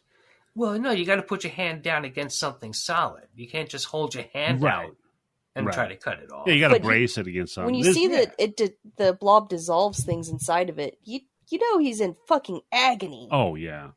Yeah, the concept for the blob, because they had to come up with rules for it, and their rule was it was supposed to operate like an inside-out stomach, so it like digests everything. Mm-hmm. Looks like some kind of jerk-off toy. Yeah, it kind of does. Looks like something Daniel'd fuck. So, Daniel, we love you, buddy, but it does look like one of your eggs. Look, at a certain point, you know you're going to die, right? You might as well try to get one last one off. See what the hell that's like, right? Try to fuck the blob. To be fair, didn't Egon fuck the slime in Ghostbusters 2? Maybe. I believe it's alluded to because he says something like... Oh, he's like, what kind of experiments have you been running on it? Yeah, and he like looks up at him. He's like, yeah, you didn't sleep with it, did you? And he doesn't say anything. It's like, yeah. Guess you did, buddy. So, yeah, then he, Flag kind of pushes the homeless guy out in the street a little where fucking Paul and Meg just hit him. Just bam! Just hit the homeless guy. Pull over the car. Then they blame Flag. They're like, I don't know about you, mister. You chased him into my car. Well, I don't know if it works that way, does it? Nah, you ran him over. I mean, at the least, the blame is to share, let's say. Yeah, it's your responsibility to bring the guy in. Then these idiots... See, in high school, I learned this. You just roll them out in the woods. No one will care. They bring him to the fucking hospital. I know what you did last summer. High school. Oh. And look where you live now. Oh, my God. That's true. That's a good point. That is how you get in I know what you did last summer. However, Flag's the one who finds the hook. So I think he could take out the Gordon's Fisherman guy. Just saying. Oh, okay. So it's okay. Candice, how hung up do you get on the fact that they always refer to it as last summer in that series, even though it should have been 2 summers ago, 3 summers ago? Oh, yeah, I don't care. Doesn't bother you? I don't give enough shit about those movies. I figured you would be pedantic enough that it would bother you, but okay. No. So they take the homeless person to the hospital, and I love that no one cares. No one. Oh, yeah. They're like, does he have Blue Cross Blue Shield? Yeah. Does he have any insurance? The nurse is so great. They're like, hey, this homeless guy's got a blob eating his hand, and I ran him over. And I hit him with a car. Yeah. He's dying. The lady's like, hold on. And just uncomfortably like plays with paper for like 30 seconds. It's a very good fucking cut. And then she's like, all right, now what do you need? It's like, great. What does he have? Blue Cross? What does he have? Obamacare? No, we haven't invented that yet. Fuck, I guess he's screwed. Here, go fill out his paperwork. So they just take the guy into a room. They give this dude... They just leave him alone. Like, no one's looked at him. A nurse hasn't appraised him or anything. No, they're in the hallway on a gurney. Right, they're just going to let him die in a room, is the plan. But then, meanwhile, they got Paul filling out paperwork, and I'm like, what's he putting on the paperwork? Yeah. He's got like 3 or 4 paragraphs he has written down. Yeah. Yeah. Name. Bonnie. Bumsworth? I don't know. Age. Old? He's been at least one war. Yeah. The date of birth. Sometime around the World War I, maybe? I don't know. Don't have a lot of info on this fucking guy. So they're hanging out for a little while. And Paul's like, all right, I'm going to go. You thirsty? I'll go get us a phosphate if you'd like. And she's like, of course I'd love one. So he gets up. Would you care to share a malt with me? Yeah, would you like to have a malted with me? By the way, malt in the chocolate or even vanilla shake, fucking fantastic. I got a little container of powdered malt for that purpose. Fucking good. He goes off to get the soda, and he looks in, and the fucking homeless guy, he's pulsating in the bed. Which I thought the priest was underneath the blankets for a second. Oh, shit. God, I hope not. And he's just like bulging. And the guy, Paul, looks, he's like, huh. I don't remember him being filled up with the tank shit from Prince of Darkness. So I think I'm going to go get a doctor. This is something that I've realized quite recently I really like in movies is when someone's being eaten, but you can't see it. You just see movement, so you think they're still alive. Yeah, no idea what's going on. Like that happens in Critters multiple times, okay. And in this movie. And I was like, I think I like this, like in Cabin Fever or something like that. Mm-hmm. That's always fun. Yeah, they roll the body over and it's hollow, that kind of thing. Yeah, there's like a critter, something inside there. Yeah, that is a fun one. So he goes to get a doctor. The doctor's like, man, I'm with a patient. He's like, look, dude, this guy is like gonna blow up. I don't know. I'm not a doctor. You should come take a look at it. So he gets the doctor. Doctor's in there. He's like, oh, is this the fucker with the hand? Mm-hmm. Flips it. The guy got hit by a car. I think that's the number one thing, right? Yeah, no, it's his hand, Tim. Not that he got ran over by an 80s car, by the way, when they were made out of fucking metal. Detroit steel. Yeah. No, he's fine. He bounced off of that shit. But now the doctor, very rudely, I might add, just flips his blanket up. He's doing a hand check on this homeless guy. Lo and behold, though, he's only half the man he used to be. To quote the famous Stone Temple Pilots. And fantastic practical effects here. Yep. Because he is just melted away, just half gone. And then they're like, oh, fart. That's not good. And I've got to say, just to put it on a level here where these practical effects are, I'm not going to say that they're as good as The Thing, but they're in that neighborhood. Oh, yeah. They're up there with it, yeah. They are right up there, especially later on, some of the practical effects. But this one, for me, this is where it starts kicking off, right? Is this when he, like, looks up and it drops down on him? So I know how this trick was done. Okay. And when you know that and then you watch it again, you can't fucking see it. The illusion's so good. Okay. Oh, do you want me to tell you? You know what? Yeah, please do. Because, he goes to make a call to the cops, and behind him, you see the slime is up on the ceiling. And Candice, I've written down snitches get blobs. So, Candice, if I asked you, how exactly did they do that shot with the slime falling down on Paul? What would you say? Do you know anything about that? I would say thank you for asking me. Yeah. I do have the answer to this because I distinctly remember it's one of the reasons I wanted to watch this movie so bad after listening to that extensive interview with Tony Gardner. So majority of the time, the blob is not wet. It's actually really fine particles of sparkles on a mattress or like a comforter. Okay. And for the film, in the way it works, with the way the film hits our eyes, it makes it look like it's wet. So the majority of the time it's not. And even knowing that, I still can't, it's still wet to me. Like I can't I can't see it. But this part specifically, they pretty much took a comforter and they covered it in this material and then they balled it up and just stuck a camera underneath it looking up and dropped it. That's all this is. But look how fucking great it looks. It looks fantastic. That looks good. And then when she rushes in to rescue him and he is under. Oh, yeah. Oh, yeah. Slime, holy shit. That looks fantastic. And so he's reaching out with his arm and she grabs it and tries to pull him out and just his fucking arm rips off. And it's gooey. It's so gooey. Mm-hmm. I think you mean good. Yeah. Well, it's goody and gooey. So then I just have the cops show up, look around, and they're like, oh, this is a damn shame. I bet that Flag kid did that. Yeah. Wait a minute. Him so much. This poor fucking kid. What did he ever do?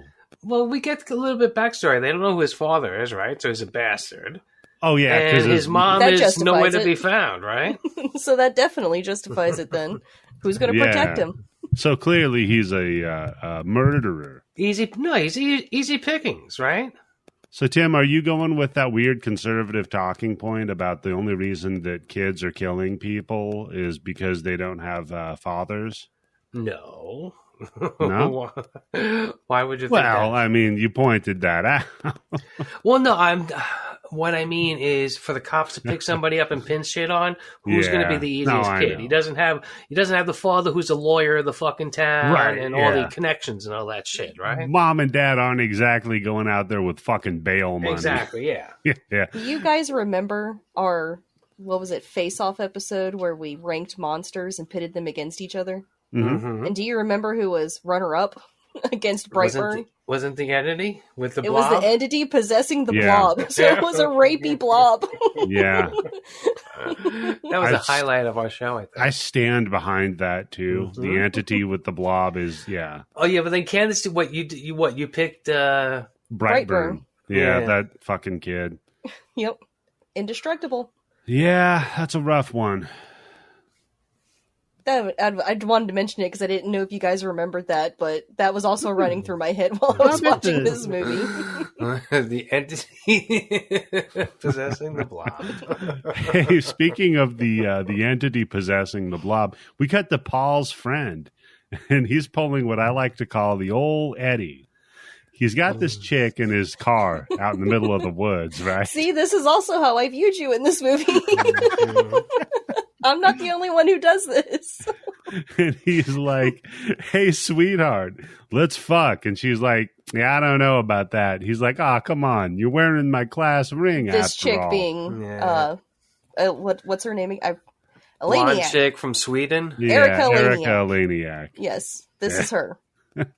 And he's like, come on, sweetheart. How about if I just put the tip in? She's like, no, we're not going to do that. And he's like, okay, well, I'm going to go. What about if I just put it in up into the ring? Yeah. He's like, all right, well, how about this then? I'm going to get you another drink. I'll be right back. And it's immediately, going to be delicious. You should chug it. Yeah, immediately I was like, oh, we're getting a Cosby in. Right? Oh, yeah. Anytime that drink goes out of sight.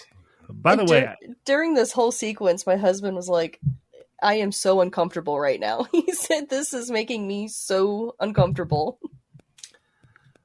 Yeah. By the way, is the guy from Fresh like the Hall of Fame for slipping chicks a Mickey? Oh, yeah, because he's like asking her of the flavors so she keep taking more and more sips. Yeah. That's a good one. That is so good. What's that flavor in there? I don't know. That's a great move. So he's getting this chick drunk, goes to the trunk of his car, and he's not only has he got like a bar set up, but it's like lit.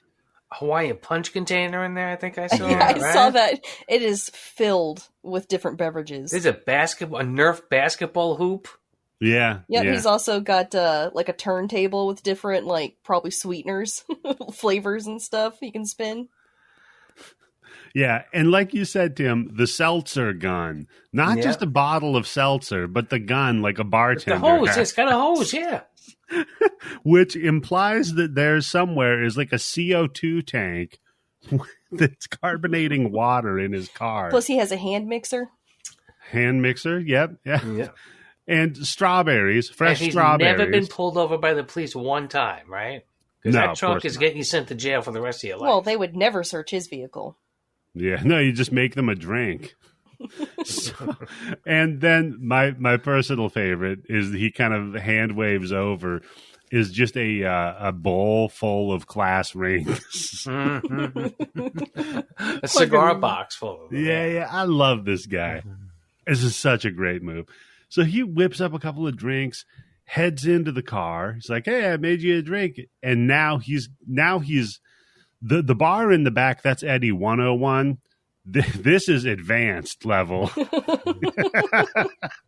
Because the blob, he's like, ooh, it's warm in here. It's all steamed up. What happened? Because he left the door open. He's like, there's a steam room in here. Yeah, we got slime-o vision of the blob going into his car. So it's like, oh, it's hot in here, isn't it? It's all steamed up. Let's shut the door and get close to each other. Yeah, that's what you want to do when it's hot. Yeah. So he shuts the door and he's all like, hey, here's your drink. She doesn't respond because, the slime ate her.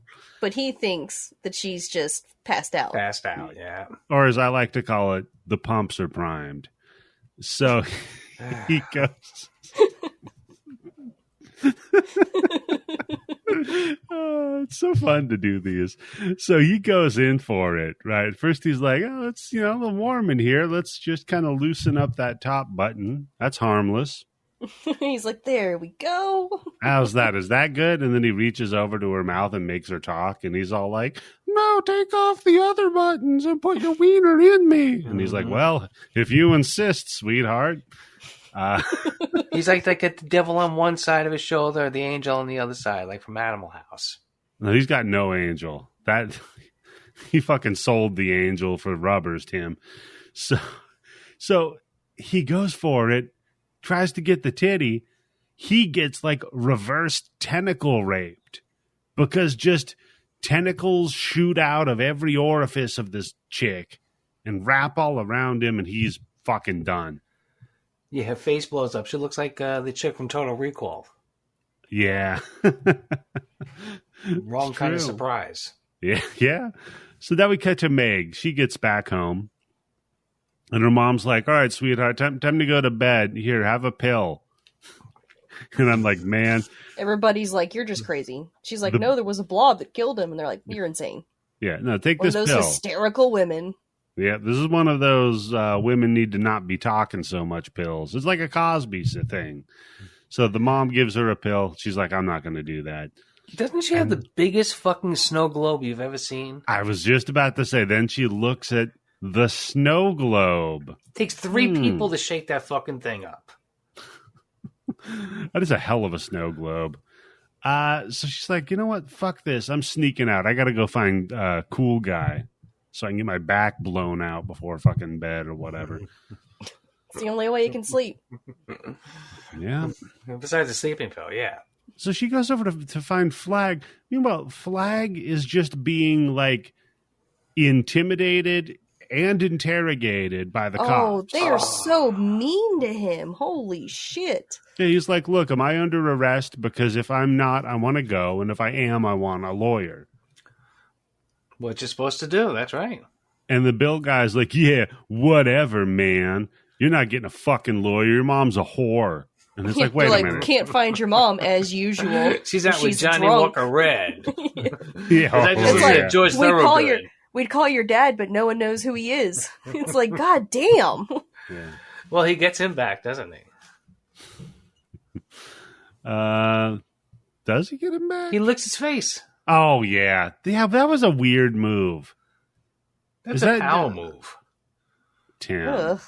Is this another one of your finger in the ass moves, Tim? You're going to lick a cop? Well, if you get your hands cuffed behind you, right? He's getting too close to your face. You're not under arrest, technically. That's true. That's fair. Right? If you can't finger his asshole, I guess you got to, like, French him or something. Desperate times call for desperate measures, my friend. And here's where we are, cop. I got to fucking blow this G-man to get out of here. So he fucking licks the cop. Cop's like, damn it. And then they let him go. The cop. Okay. Lips the cock. Yeah, he licks his cock, strokes his shaft, cups the balls. There we go. Go on. Nah. I should find like somebody who writes erotica books and then just offer to do the book on tape for him. It'd be amazing. So anyway, her fucking pussy was hungry. Oh, no, no, you gotta do Bigfoot porn. For some dick. Yeah, you gotta do like a Chuck Tingle porn. Yeah? Yeah, my sense of self-loathing butt pounding me. Is that the guy that from Legend of Zelda? The little weird guy in the jumpsuit? No, that's Chuck Tingle. No, that's just Tingle. Oh, that's Chuck Tingle's the writer. Okay. Tingle. Chuck Tingle's the writer. Tingle is the fairy. Did Did he ever write anything about Tingle from Legend of Zelda? Oh, God, I hope he did. If not, let's suggest it. Nah, and then Nintendo's going to come down pretty hard on that shit.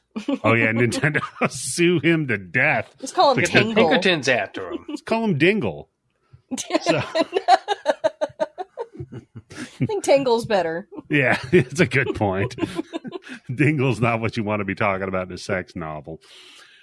So, yeah, she goes looking for dude. The cops finally let him go. They're like, I guess we got to let you go. They cut him loose, and they're like, now we're going to follow him. See, we're going to do that old cop move. So he runs into her. And she's all like, oh, I came to bail you out. And she whips out her credit card.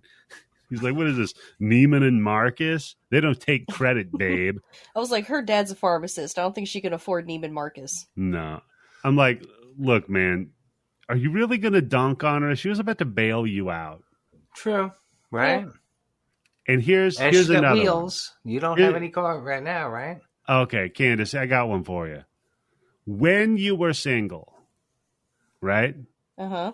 Any dude that you're not, well, maybe related to, any dude you're not related to that you're willing to go bail out, you're going to sleep with, right? I mean, that would be a distinct possibility, yeah. I mean, he's got to pay you back somehow. Yeah. It's a way in. Right. That way you can, I don't know, reverse White Knight. I've watched enough episodes of Love After Lockup that is, if it is not what happens, it is the expectation of what is going to happen. Yeah, it's the implication. Yeah. Yeah. So, goddamn. So, he's like, yeah, they don't take credit, babe. Anyway, I got to bail. I'm hungry.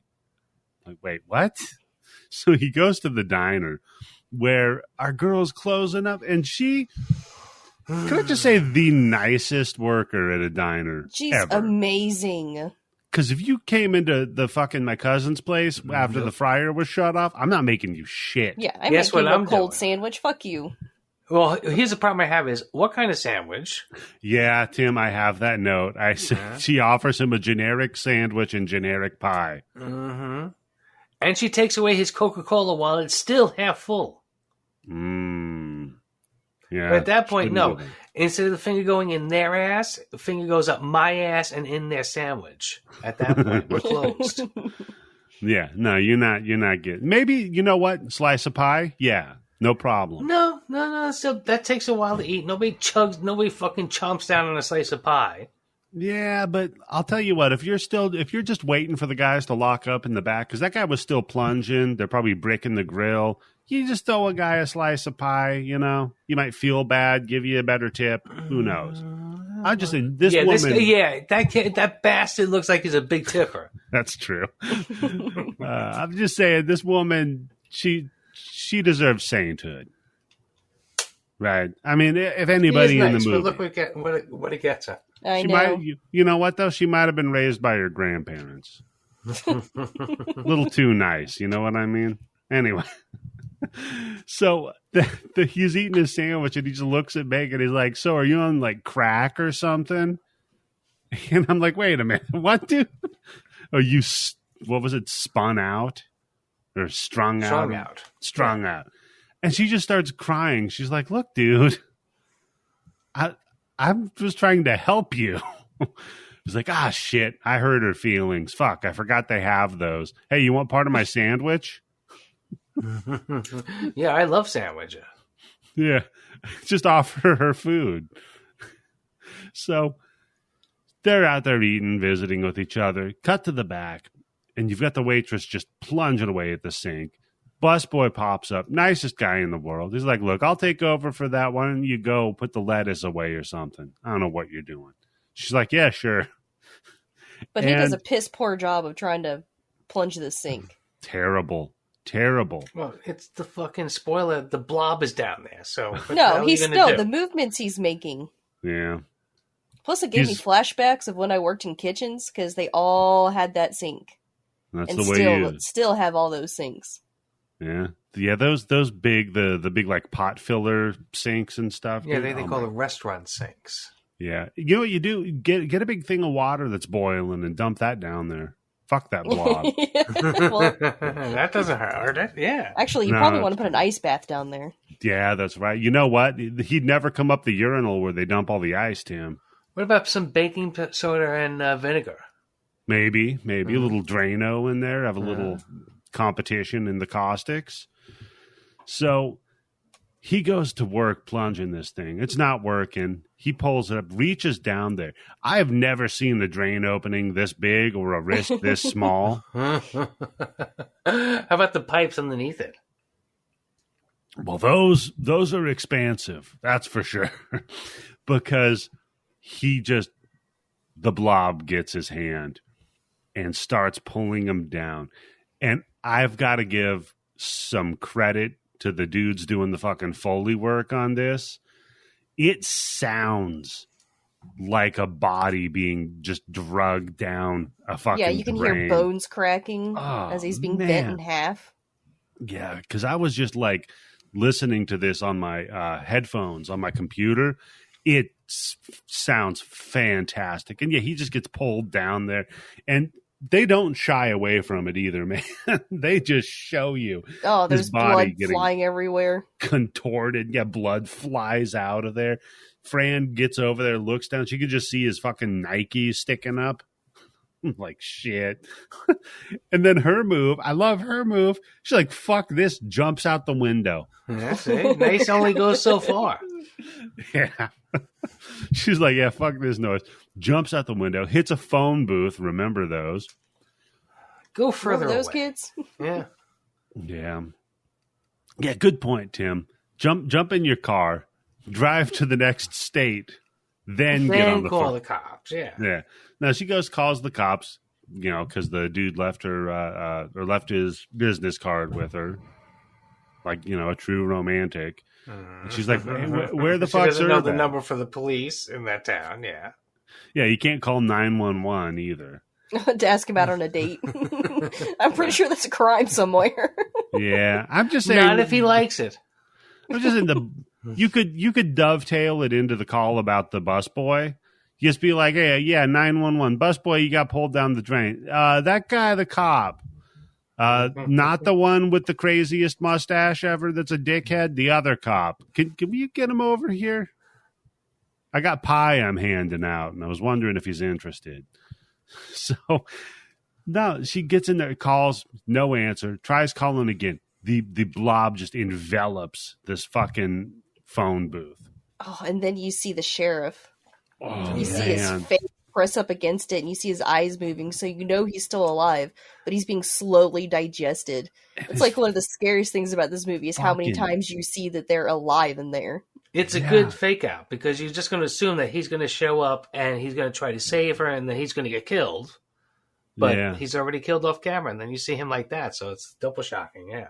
Yeah, you just watch his face fucking dissolve as the thing just presses in on the sides of the goddamn phone booth, and then it just collapses, just gets crushed with her inside of it.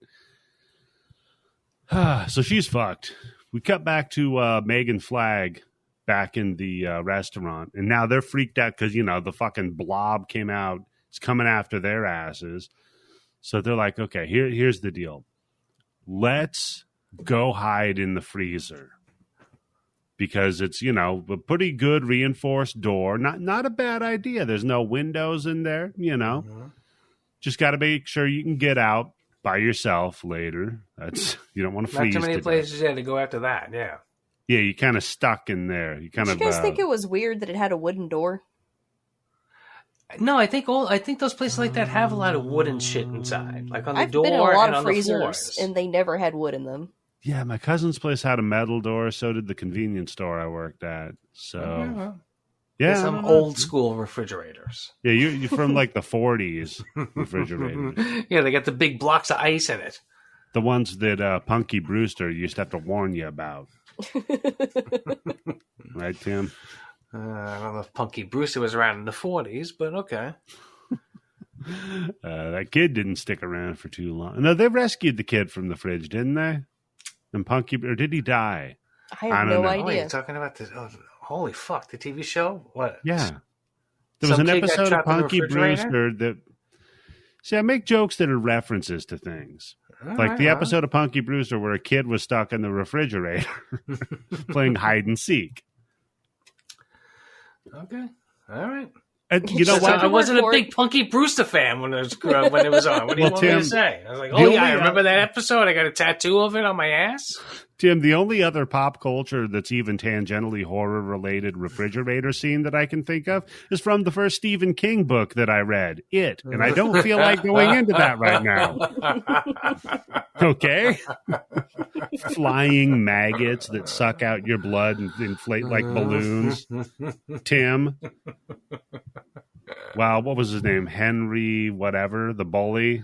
I'm thinking it's either Henry or Harold, right? Yeah. One of those names doing stuff. How dare he? So no, they hide in the. Then they notice because the slime tries to slime underneath the door, and then it hits the cold and it recoils like me in sunlight, like just back, you know. So they're like, she notices this. She's like, shit, here we go. It doesn't like cold. Okay. Make a little note of that. So they hang out in the freezer for a few, wait until their, coast's clear. They pop the door open. He grabs the hook.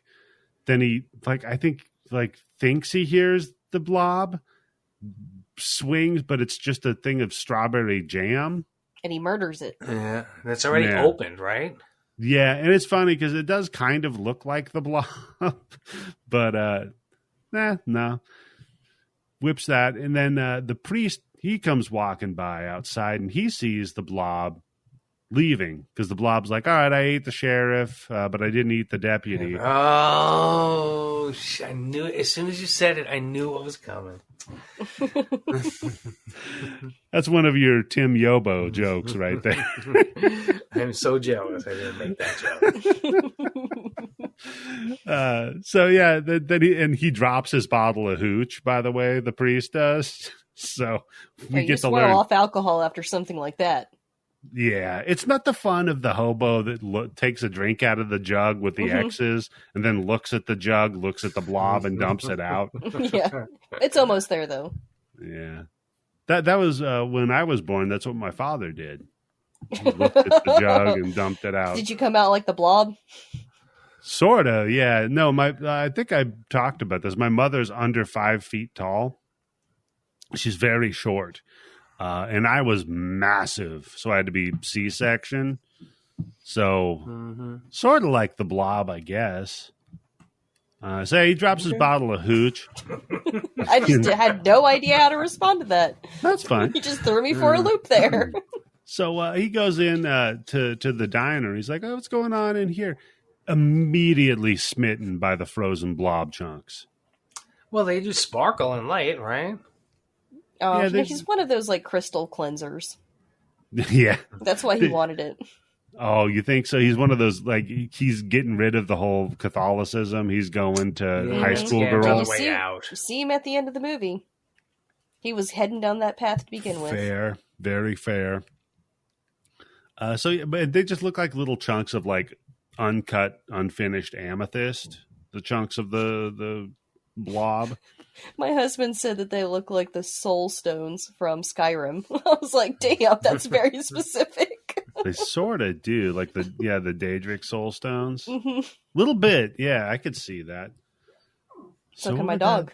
Which one of the Daedric princes is the one that's just the amorphous blob? Oh, that's Gaelic. Yeah. That's Clavicus. Right. The one that's just the unknowable evil thing. So yeah, that might be his soul stone. Makes sense. So, yeah, he gathers up a couple of chunks of that and pockets it. Then we cut back to Meg and Flag, right? And they're like, all right, let's retrace our steps. We're going to go back to where we ran over that hobo. Now. Where it all began. They get out there, see a cop car. And I do like Flags, I never thought I'd go looking for a cop intentionally.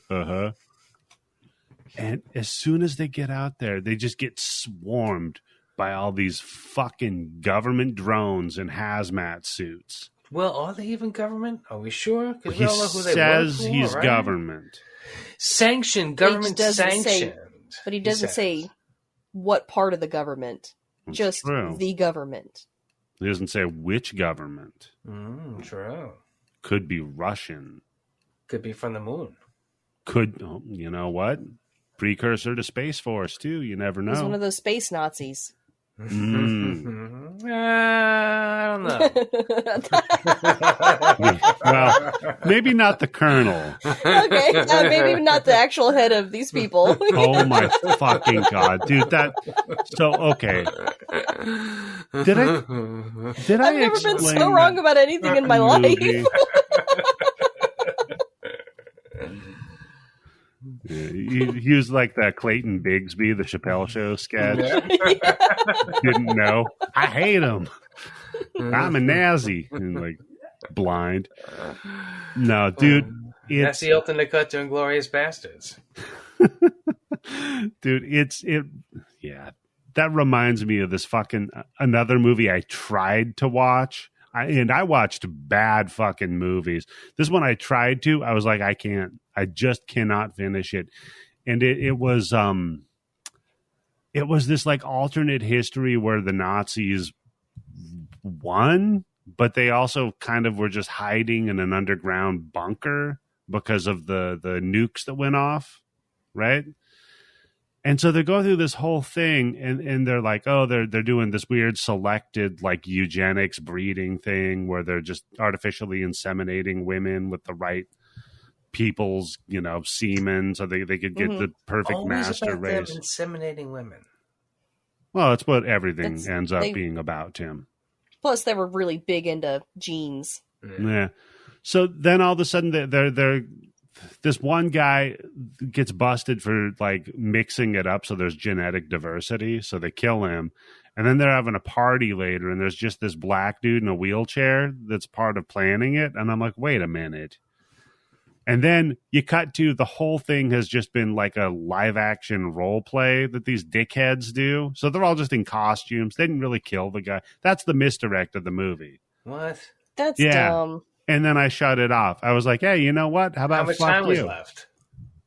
It doesn't matter, Tim. It could have been 5 minutes. It could have been an hour. I don't care. Maybe like a Nazi ghost comes back because the Nazi ghost is so insulted by that game and comes and kill them all. That'd be funny. Hitler comes back and kills him. He's like the hero / bad guy. Wow. Dungeons and Dragons. Bad guy / bad guy, but yeah, okay. Well, these people are LARPing as Nazis. I think they deserve what they have coming. Yeah, what are they? The royal family? Yeah. That's a good point. Oh, man. So they immediately get, swarmed by these quote unquote government folks. And the colonel, who's definitely not a Nazi, according to Tim, is like, listen. I'd be willing to bet on it, yes. He's like, listen, you know how there were dinosaurs millions of years ago, right? Oh, this bullshit. Oh, yeah. I'm like, what? And he's like, well, you know how they all died, right? And you're like, yeah, go on. He's like, well, it was the Jews. I'm like, no, you're not really a Nazi. I know you created your own character backstory. Okay, he doesn't blame it on them. He's not really a Nazi. No, he says it was a meteor. Jewish space meteor. Yeah. Oh, God, Tim. I don't do a good enough Alex Jones impression to go with you on this one, but you know what? You're right there, Tim. He goes, well, it was a meteor what done killed them dinosaurs. And guess how? With germs. And I say, hold on a minute. Yeah. Yeah. I don't think that's what happened. There's a lot of science that disagrees with that, yeah. From what I understand, the disease that killed the dinosaurs leaked from a lab in Wuhan. Oh, my God. Just go with every fucking conspiracy theory, but it's about killing the dinosaurs. It could be the original thing that Deep State did, right? It could be. You don't know how deep the state goes, Tim. Don't That's forget how they survived the meteor game. crash. They were Deep State, yeah. Mm-hmm. You got to remember, too, they're lizard people vampires that survive off adrenochrome from infants. So they could have been around back when the dinosaurs were alive. Yep. That's true. Yep. And as a matter of fact, much like the Mario Brothers movie, maybe they evolved from the dinosaurs. And there are some raptor people who actually now are able to pass as real people. Oh, there. You know what, Tim? I've seen some people that are meth heads that remind me of raptors. See? Yeah, fair. That's how they get around. That's how they move like raptors, too. You don't see those people after a while, do you? See? No, they're getting erased. Good point. You're not exactly going up and starting a conversation with them and finding out that they only speak lizard. No, now they're all in Bohemian Grove, just hanging out with the rich people and crackheads. Now, so Flag's like, look, man, this wasn't a fucking germ that we saw, okay? If this was a germ, this is the biggest germ you've ever seen. All right.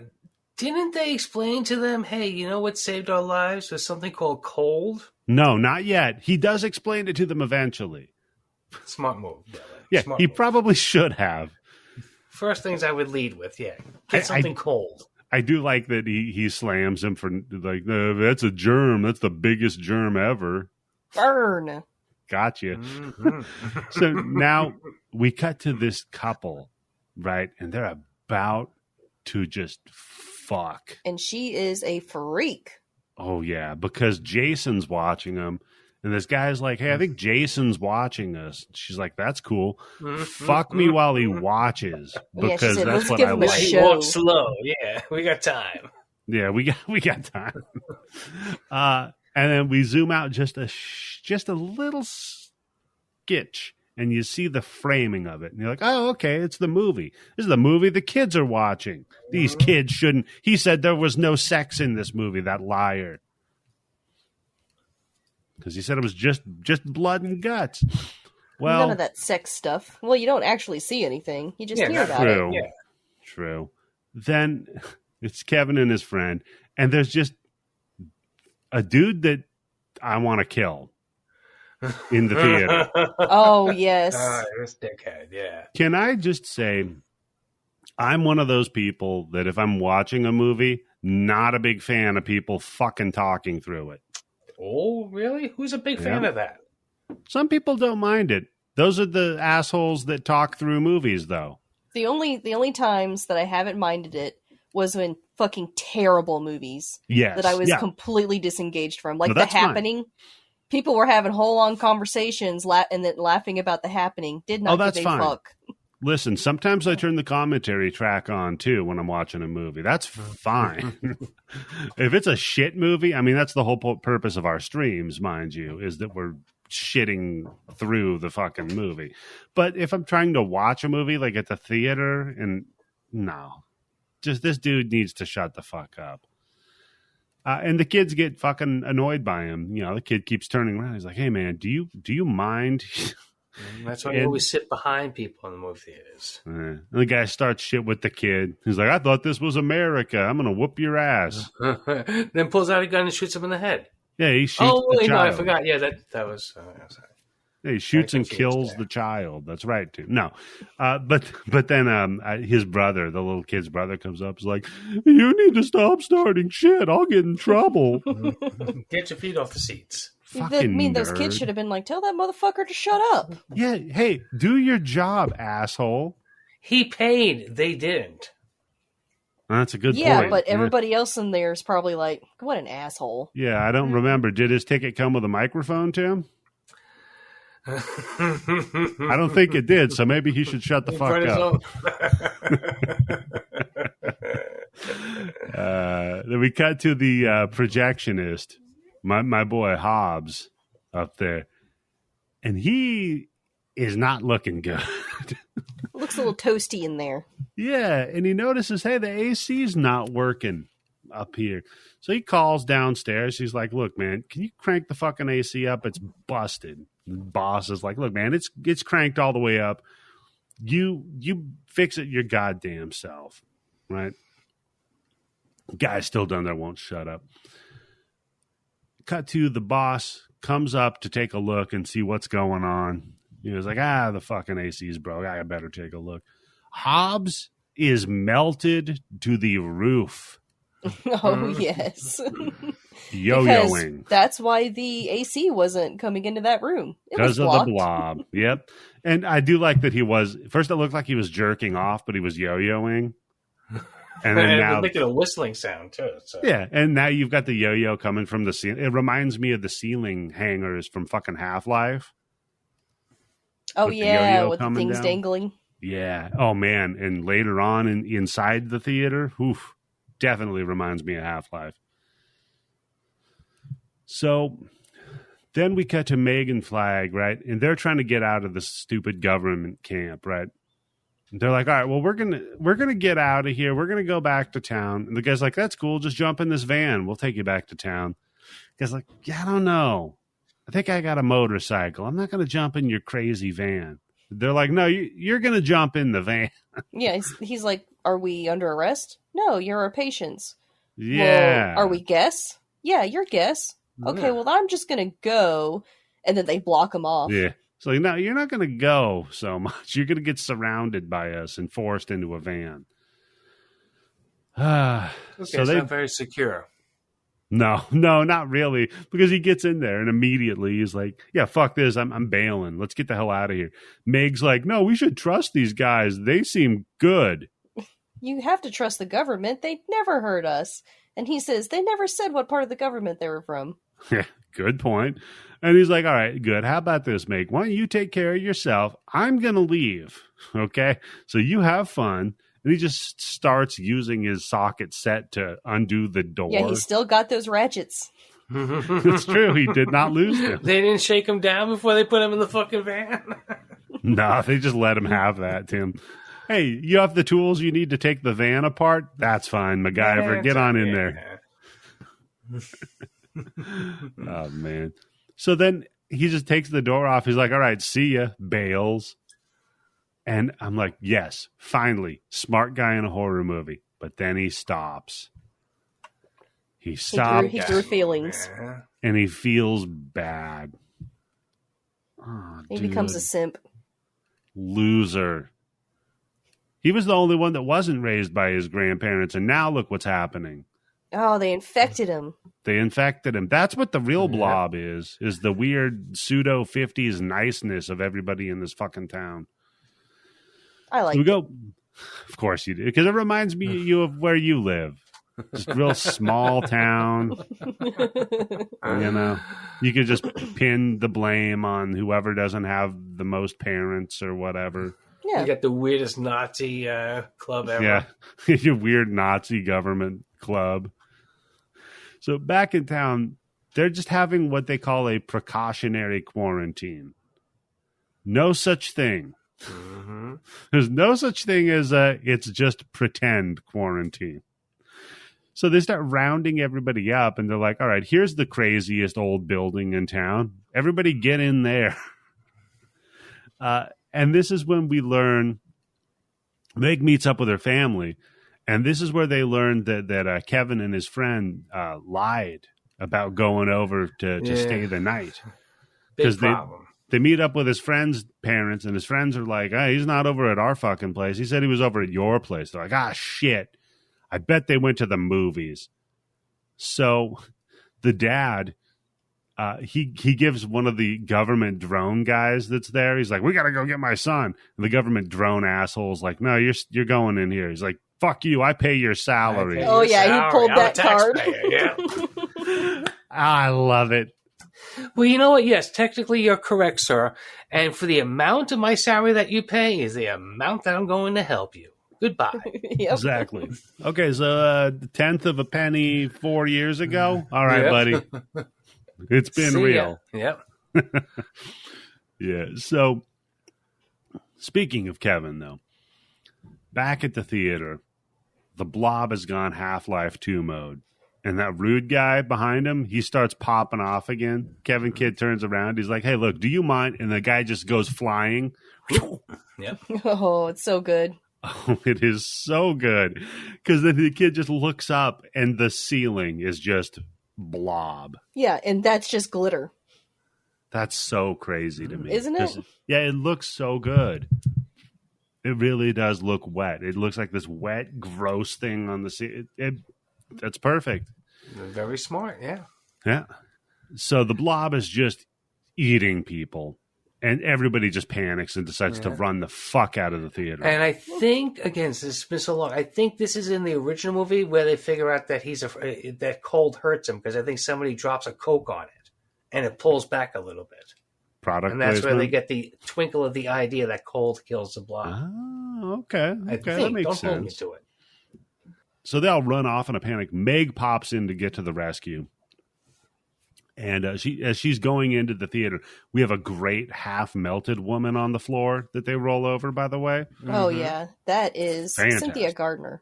Cynthia Gardner. Hats off to whoever did the makeup for Cynthia Gardner. Probably herself. Oh, man. It just looks fantastic with the melted face and just crazy. So they almost escape, right? They get out, door shutting behind them. Kevin's jacket gets stuck in the door. That fucking jacket he didn't even want to wear, that has already been established, has a bad zipper. Yeah. Thanks, Mom. Piece of shit. I appreciate them establishing the bad zipper, though. It's just like pulling that out. Yeah, that's true. I mean, there's a lot of things they call back to throughout the movie. It's really well written, you know. So, yeah, there's a good tension scene, like where the blob's trying to push through the door, and you see like the screws flying out of the hinges, a little bit of the blob peeking out from under the door, and finally they get the jacket off the kid, pop loose just as the door starts flying open, and Meg and the boys run off. They find a dead end, though. Yeah, stuck. And when in Rome, do as the Ninja Turtles do, Tim. They pop the manhole open and head down into the sewer. And this is where, Candice, you were talking about her extensions. And this is why she has the extensions.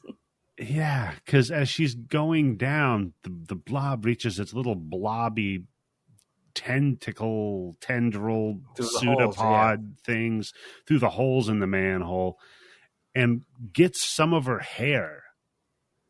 And as it's holding her up by this hair, which sounds really painful. Sounds painful, but on the plus side, it acts like an acid, so it just kind of burns through the hair real quick. Bit. Yeah, still sucks though. I would not suggest hanging by your hair and then falling into a sewer. Yeah, sounds like a rough day. Yeah, not my thing. But Candice, we're getting to your thing here, though. Oh yes, which is the old cat and mouse. Well, not that part. With the fucking thing that swims fast. I was thinking about how all this ends in the sewer. Yeah. It is pretty fun in the sewer, man. Guy throwing the fucking satchel down there. Anyhow. So yeah, they're down in the sewer and they see just some rats floating on boards. Poor rats. I was like, it's just rats. And then they're like, what rat? And I was like, oh shit. It's just, you just see a rat on a board and then bloop. And then there's just a board. It's like, fuck. Oh man. So, but at this time, this is when Flag's been sneaking around, and he sees that they're extracting the comet from the ground, right? But Tim, little twist here, this ain't no comet. It's a satellite. It's a government satellite because it's got the American flag on it, Tim. Mm-hmm. Of course, good thing for your secret satellite. And so. Okay. They developed a virus. Then they sent it into space? And then they shot it into space to... I was trying to figure it out myself. I was like, so they are trying to create a virus and they shot it into space, I guess, to contain it? Weren't they trying to see how a virus works in space or something like that? Well, this is something that, when it works, is supposed to put us years ahead of the Russians. Yeah. So, to which I have written down, so far we know the only thing that this thing has a weakness for is cold, which I think is what's in space and what's in Russia. Exactly. This is the whole, like, vampires can't be out in sunlight, but then they come out at night, and then the moon just reflects sunlight. So how do they do that? You know what I mean? It's the same level of like just suspend it's like a UV moon. It's also a twist on the original. Because isn't the original like it's just from outer space? Well, yeah, because I mean, in the original, like very clearly, is just an allegory for the Cold War, right? This alien threat coming, also the fear of town, small American town, taking it being over, consumed by the red wave. Yeah, as well as like kind of the fear of nuke going off as well, right? In here, though, it's that the government's developing some sort of biological weapon for the war against Russia, the Cold War, and they just shot this virus into space for fun. Stephen Hawking told them to do it as a goof. I don't know. And then it landed here. So now they're trying to contain it. One of the drone soldier guys, they're kind of is disagreeing with the colonel, and the colonel is like, look, man, fuck these people. Okay, these people are all expendable here. There's a Cold War going on. We need this weapon to save millions of lives. These people, fuck them, right? Yeah, you got to sacrifice the few. We're talking about nations. Yeah, exactly. The needs of the many outweigh the needs of the few. That's just like my old expression I invented. It's great unless you're the few. Right. That's true. Then it sucks. But small consolation. One of the guys finds Flag sneaking around over there. Flag, though, he fucking uses the hook on the guy. And I'm like, holy shit, this guy, you're killing people now. That Flag, was the hook? I thought that was the wrench. Well, the ratchet. I thought it was, the ratchet. I thought it was the hook. Okay. Well, fuck it then. No, I guess put a fucking meat hook into the government agent. I wish he would have. That would have been better. So then the colonel... In Minecraft. The colonel, yeah. Then the colonel is like, hey, that guy's infected. Get him. Like, what? He's a commie. Get him. Okay, fine. So they go after his ass, and we just have this ATV, motorcycle, van, helicopter. Yeah. Helicopters. There's a kid on a pogo stick. Oof. Yeah, some people had those. What are those Shriners? Boots. Yeah, Shriner on the tiny little. Oh man, do they still make those little cars for Shriners? They do. Yep. There's a bunch of Shriners here. Yep. Oh, I gotta get one of those little cars. What about the hats? Candice, do you have one of those little cars? No, I do not have one. That's what I used to drive to work. When there's a lot of traffic, why not? Zipping in and out, right? Candice, I'd love to see you in one of those little Shriner cars. It just sounds so fun to me.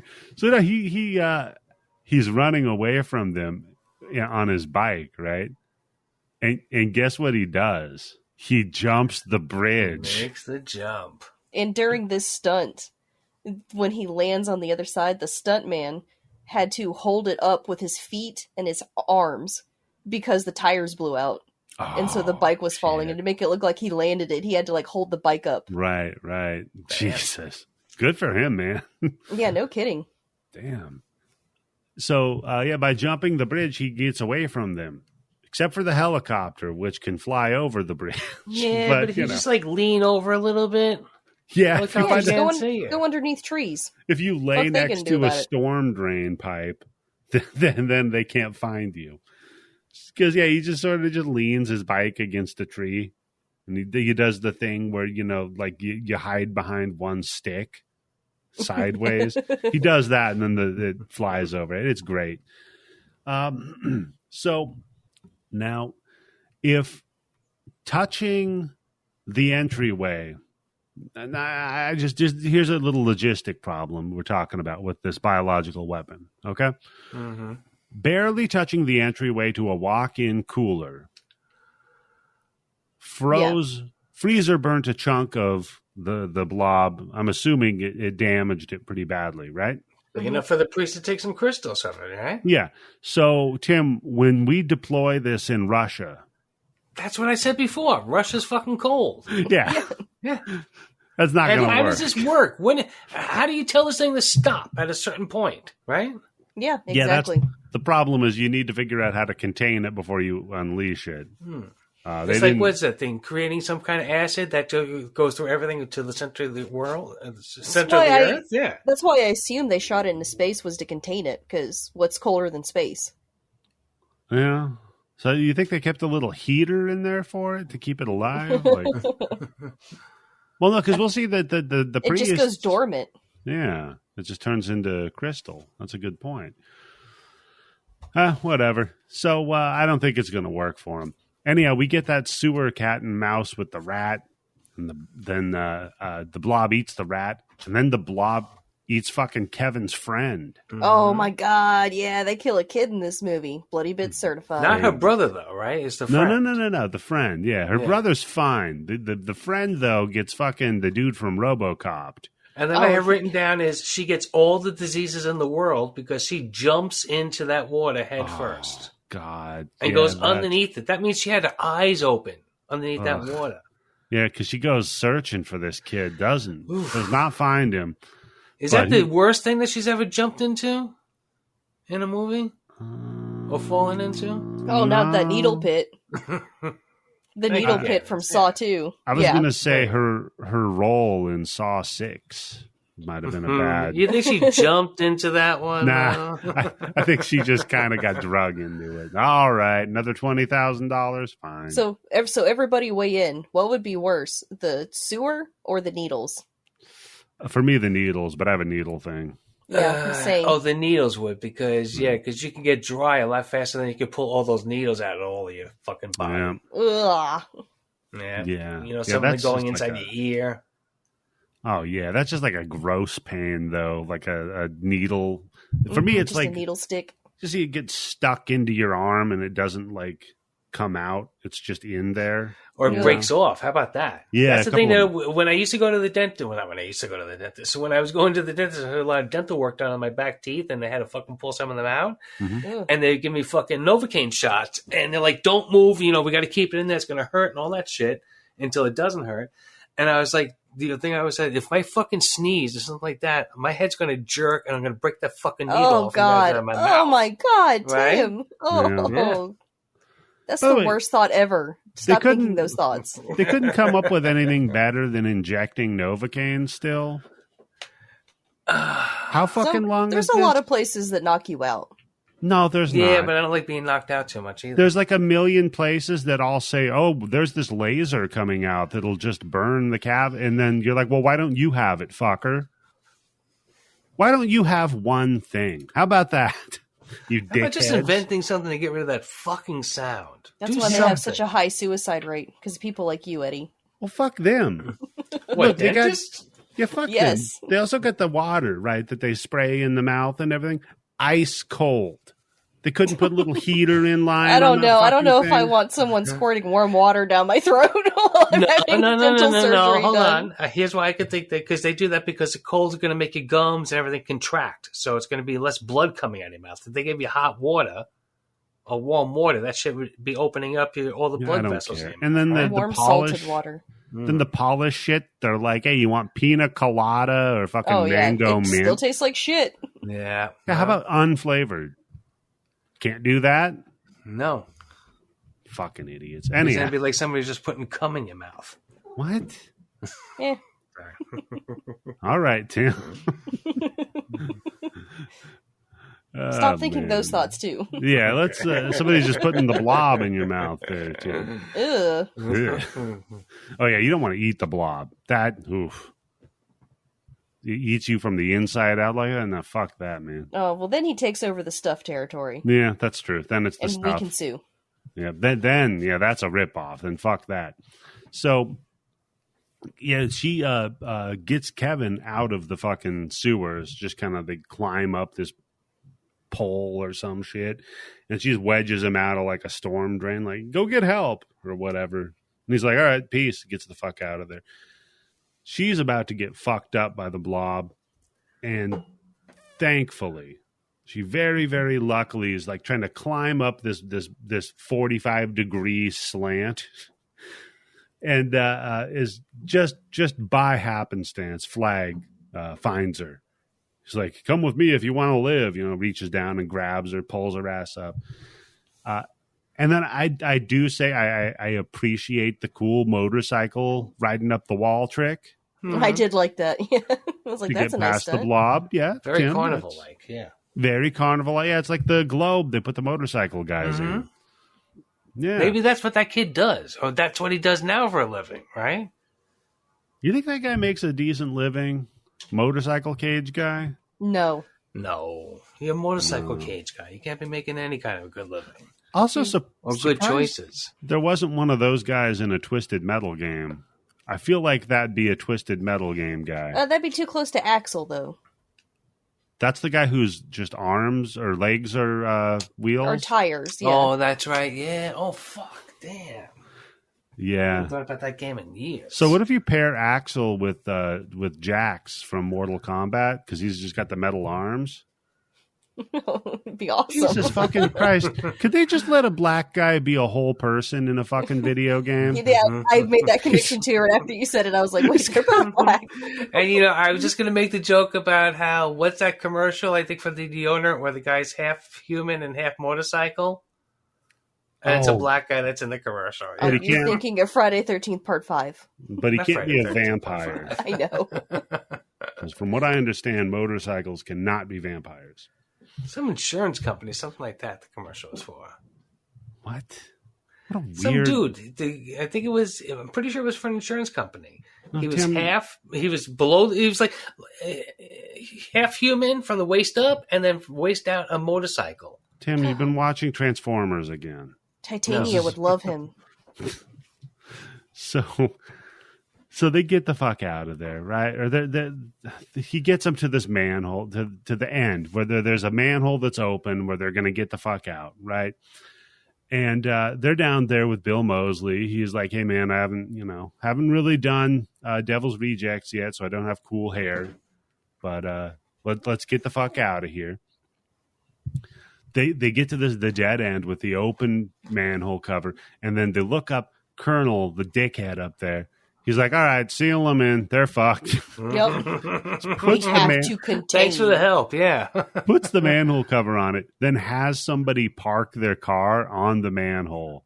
That was a good touch. So good. Reminded me of, there used to be this multiplayer mod for GTA San Andreas online, and you could run somebody over and then park your car on them and they couldn't get up. So Tim, I'm sure nobody abused that. So Tim, guess what I spent most of my time doing in that game? Abusing that. Yeah, I kept like stealing cars, then the cops would come. I'd get out, like act like I was, oh, okay, officer. Then they get out of their car. I hop back in real quick and run them over. And just park on top of them. Yeah, exactly. And then they're just, get off of me. You're cheating. I'm like, you know what? You're a cop. Fuck you. By the way, why are you playing a cop in GTA? You're a terrible person. So, no, he looks at Bill Moseley's back. He's like, say, it looks like you got an RPG in your pocket. Or are you happy to see me here, buddy? Yeah, just strapped to his back randomly. And Bill Moseley's like, what, RPG? I don't got... Oh, yeah, that thing? Yeah, that's RPG. You can have it, I guess. It's not going to do anything against a blob. You can also shoot them one-handed. I have written down, Candice, I've never seen a one-handed shot from a bazooka like that before. It's fantastic. And how fire only goes straight up. Yeah. Okay, we're going to have to suspend a lot of disbelief in the Blob. True. When he's firing. Yes, I know, but we're trying to make some jokes about the movie too. But there, a one-handed bazooka shot, yeah, with those skinny arms. Come on. You think he should have done the extended? You know how people like they do the one-hand cock of the shotgun. You just hold on to it. What if he did that to extend it out to fires that up. Blows up the manhole lid, blows up the van above it, just massive like belch of fire. It was pretty awesome. Yep. Oh, looks so good. Then they just climb out and they're like, hey, Colonel, what's up, dick? Yeah. Fuck you. Turns out we got out of there. Colonel guy's like, all right, man, look. Just shoot some bullets down the hole, I guess. Toss down some. Yeah, they just point a dozen people point their guns down the manhole and just unload their clips. It just reminds me of in Florida when they were shooting at the hurricane. It reminds me of that. Good idea, yes. Yeah. All right, just, you know what? It's like when you shoot Superman, the bullet bounces off, you throw the gun at him. Well, now I want to know the physics of that bullet going through the hurricane. What happened to it? That's a good question. Yeah, I'm sure that's why they were doing it, Candice, for science and research. But I want to know now. It was the same division of the government that was sending viruses up into satellites because it was shooting fucking hurricanes. So, no. They tossed the C4 satchel down. It's like, chew on that slime ball, and then boom. And it's kind of quiet for a minute. And all of a sudden, I know we're in California, but I don't think this is an earthquake. Because the ground starts shaking. And he's like, what's that? Dude looks at him and says, well, I think you pissed it off. So, this is something I wasn't quite clear on. Does the blob grow bigger with heat? Or is it from feeding? I think it's a combination of both. I think it's people's anger and bad intentions that make the pink slime that's in the sewers grow. Oh, okay. Oh, God. Right, Tim? Yeah, that's it. But you got to play music. Ghostbusters, you hack. Because it erupts out of the fucking sewers, the blob. And now we get the scene, right, of the blob chasing everybody down the street, just eating villagers. The big tentacles that it extends. Some of the scenes where that fucking thing flattens people out and pulls back, and you see the people like stuck. And you see them like melting and they're screaming. Mm-hmm. Oh, it's so kiss. Good, for real. It's really, I can't believe how good the fucking special effects were in this movie. I took it for granted when I saw it the first time, when I just rented this on fucking VHS or something. It looks so good. And especially like, because we've got an HD rip of it up on the Blood Bank. So yeah, a really good copy. Yeah. Fantastic. And I do like one of the government guys has got the cool grenade vest from Demon Knight. That as it falls on him, he pulls That's the colonel. I think you've been making a mistake this whole show. The black guy, the Nazi guy, according to Candice, he's like a head doctor. He's in charge of it. The colonel is that guy who has the grenades on him. Oh, okay. Because once the black doctor gets killed, that's when he's like, go, light him up. And that's when they start shooting at the fucking blob. Because he walks at the fucking hole with a handgun. Like, motherfucker. Right. Okay, yeah. It says Colonel Hargis was played by Jack Rader. So, yeah, different. That was the guy from Outbreak. Fuck. Hey, we got to cover Outbreak, speaking of. Is that really a horror movie? Sort of. If it happened in real, it would be horror. But it's monkeys caused the problem, and it's got Dustin Hoffman in it. I know what Outbreak is. That movie literally changed the course of my life. Oh, yeah, that's right. Never mind. We're not going to cover it. What? Yeah, I'm very well acquainted with Outbreak. That's right. That's the one that made you a biology nerd. It did. Yeah. So, the fucking slime is just eating them. Dude pulls the pin. No, nothing. Nothing is working on this fucking slime, right? It's chasing everybody's ass. And I like the preacher doing the like, haha, I told you so. Mm-hmm. Yeah. I told you a giant slime was going to come and eat you one day. He said it was prophesied. I was like, where? Who prophesied that? I love people that are just like, they say, well, something bad will happen. Then literally anything bad, they're like, that's specifically what I was talking about. Yeah. Never mind that it took them 2,000 years to get it right. Right.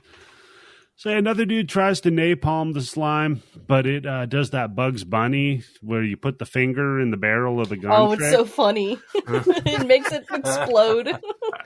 Great fire stunt. Yeah, it looks fantastic. You just boom, right? So then Meg's like, no, it's cold, right? You forget. So she whips out the old one of the CO2 fire extinguishers, starts spraying it. She's like, guys, it can't handle the cold, man. So get more of these. They're like, no, we're going to keep running. So they all run in this big old building. And Flag, on the other hand, he remembers the beginning of the movie because he's like, shit, I'm going to go get that snow machine, grab those beers, get this broad drunk. When she passes out, I can grab her tits. Go see my friend. Yeah. Go get one of his class rings and a couple of rubbers, and then I can fuck this town. So far, this town's did nothing for him, right? Yeah, I could bang out the slow broad and get the fuck out of here. By the way, she's not slow. The fact that the guy said that in the drugstore, very mean. And how does that add to the story, too? I think it adds to the comedy. Yeah, sure. But I mean, as far as like trying to get a pass from the priest and the drugstore clerk. It's the 80s. People didn't care. That's true. They're like, all right, well, you're not going to hurt anything. It'll be like, what do you call it? She's from one of those hospitals Geraldo investigated. Yeah, no, it's going to be like the what was the Sean Thank Penn you, Tim, movie? for getting that reference. Yeah, I know exactly what you're talking about. So I was trying to figure out the name of what was the Sean Penn movie where he went full slow guy? Oh. I Am Sam. I Am Sam. Oh, So it's like that. Yeah, remember in that one, he bangs out a homeless broad and gets her pregnant? What? Yeah, that's I Am Sam. Movie, so. Tim, he's slow, right? He bangs out a homeless broad, gets her pregnant. She has a kid. He's raising the kid, right? And then the state steps in. Wait, hold on. That's how he gets that kid? Tim, because yes. I know he has a kid. I know that's oh my, that's how he got the kid. Yeah. But yeah, it was like the 80s, so they just let you, She couldn't collect cans or something? No. The guy in the woods took all the cans, Tim. No, go watch I Am Sam. That's literally the story. And then this lawyer lady. I just want to watch up to the part is how he hooked up with the homeless chick to get her pregnant. Gave her money? Yeah. I don't know. Bribed her, maybe? I don't know. Does that make her a sex worker or a homeless chick? They shared, like, they probably met at the M&M store. Would be my guess. And she's like, hey, little boy. Yeah. I had a brief outline of what that movie was in my head. And, it's always that's always the joke that's referred to is you never go. Right. Never go full Penn. Yeah. Yeah. Never go full Sean Penn. I never knew that was how he got the kid. Yeah. So good. So maybe it's like that in this town. They're like, if you're going to hook up with the slow girl, it's okay. So Flag steals the snow machine, though. And, but before that, that's right. Because in the building, that's when the dude gets ripped through the fucking bookshelf. Holy shit, that's a good one. Oh, yeah. That's when he gets bent backwards. Dude gets fucking like the end of the Nightmare on Elm Street through the door, but and that's backwards. The dude that's from RoboCop. Yep. He didn't get melted, though. Yeah. Maybe they didn't want to do that twice. Yeah. He already nailed it in RoboCop. Maybe they're just like, look, we'll leave it alone in this one. It's good enough. People will think about it. So Flag, he's got the ultimate weapon of the Blob's destruction here, right? The snowblower.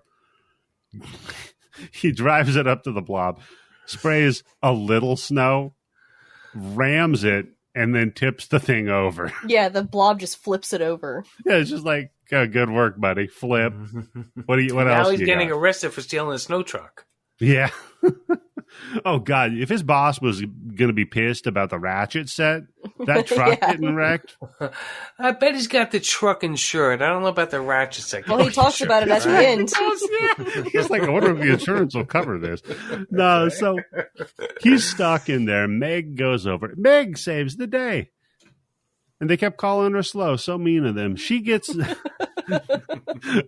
a machine gun, shoots the Blob to distract it and pull it away. Like the whole, hey, come over here, motherfucker. According to my husband, those are all M16s. Yep, M16s, that's right. Then rigs the explosive satchel to blow up.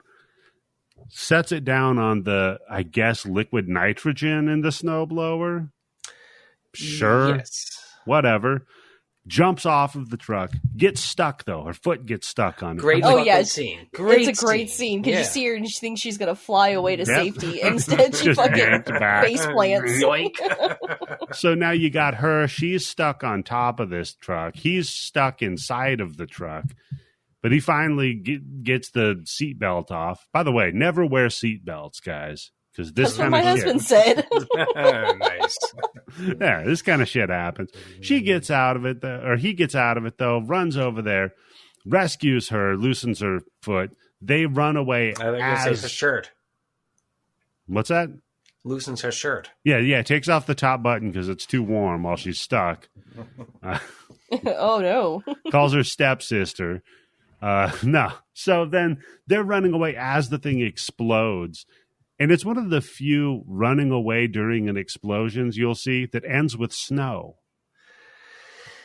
And is the snow coming down all just from that explosion like that? Apparently. Because legends say in Whoville, when the Blob finally discovered snow, his heart grew 2 sizes. I was just going to say, it ends the same way as fucking Frosty the Snowman. Okay, so then my next question is, they've been bitching about how hot it is in this town, right? Throughout the whole movie. 70 degrees, blistering. If I took a snow-making truck and I drove it to, I don't know, let's say Florida, I could make it snow in the front yard of a house. Sorry. Yeah. From 10 to 15 minutes, right? And then once I turn that snow truck off, guess what happens to that snow? It's all melted, right? Just because there's snow coming down doesn't make it cold. And how does it make it cold enough to block this fucking blob? That's all it takes? Open up. Hey, you know what? Guess what, motherfucker? Come into my house. Chase me in the kitchen. I'll open up my freezer. Oh! Blow fucking cold air on it and it stops? Yeah. Well, the thing you missed, though, Tim, is that before she set the satchel, she picked up the Quake quad damage power-up.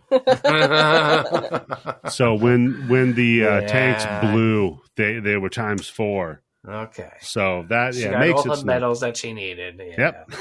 Freezes the blob, and just like, man, what a rush. They start making out right in front of the dead blob. And the dad too, right? Yeah, just to really own both of them.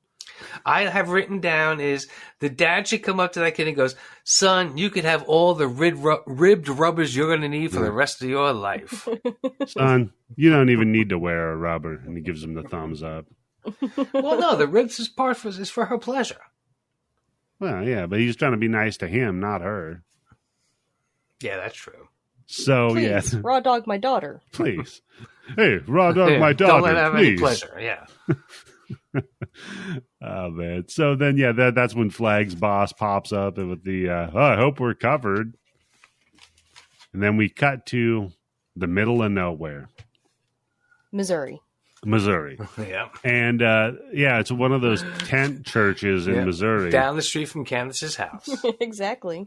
Just an old-timey revival meeting. Yeah. And it's our preacher buddy who got a little bit of slimed. Not his terribly. face. He's got like a Two-Face thing going on. He does. Half Such of a his good face design, is melted. too, Yeah. Is it the Tommy Lee Jones Two-Face, though? Or? Yeah, definitely. Okay. Yeah, I could see that. And he's preaching hellfire and brimstone, and the end is near, yada, yada, yada.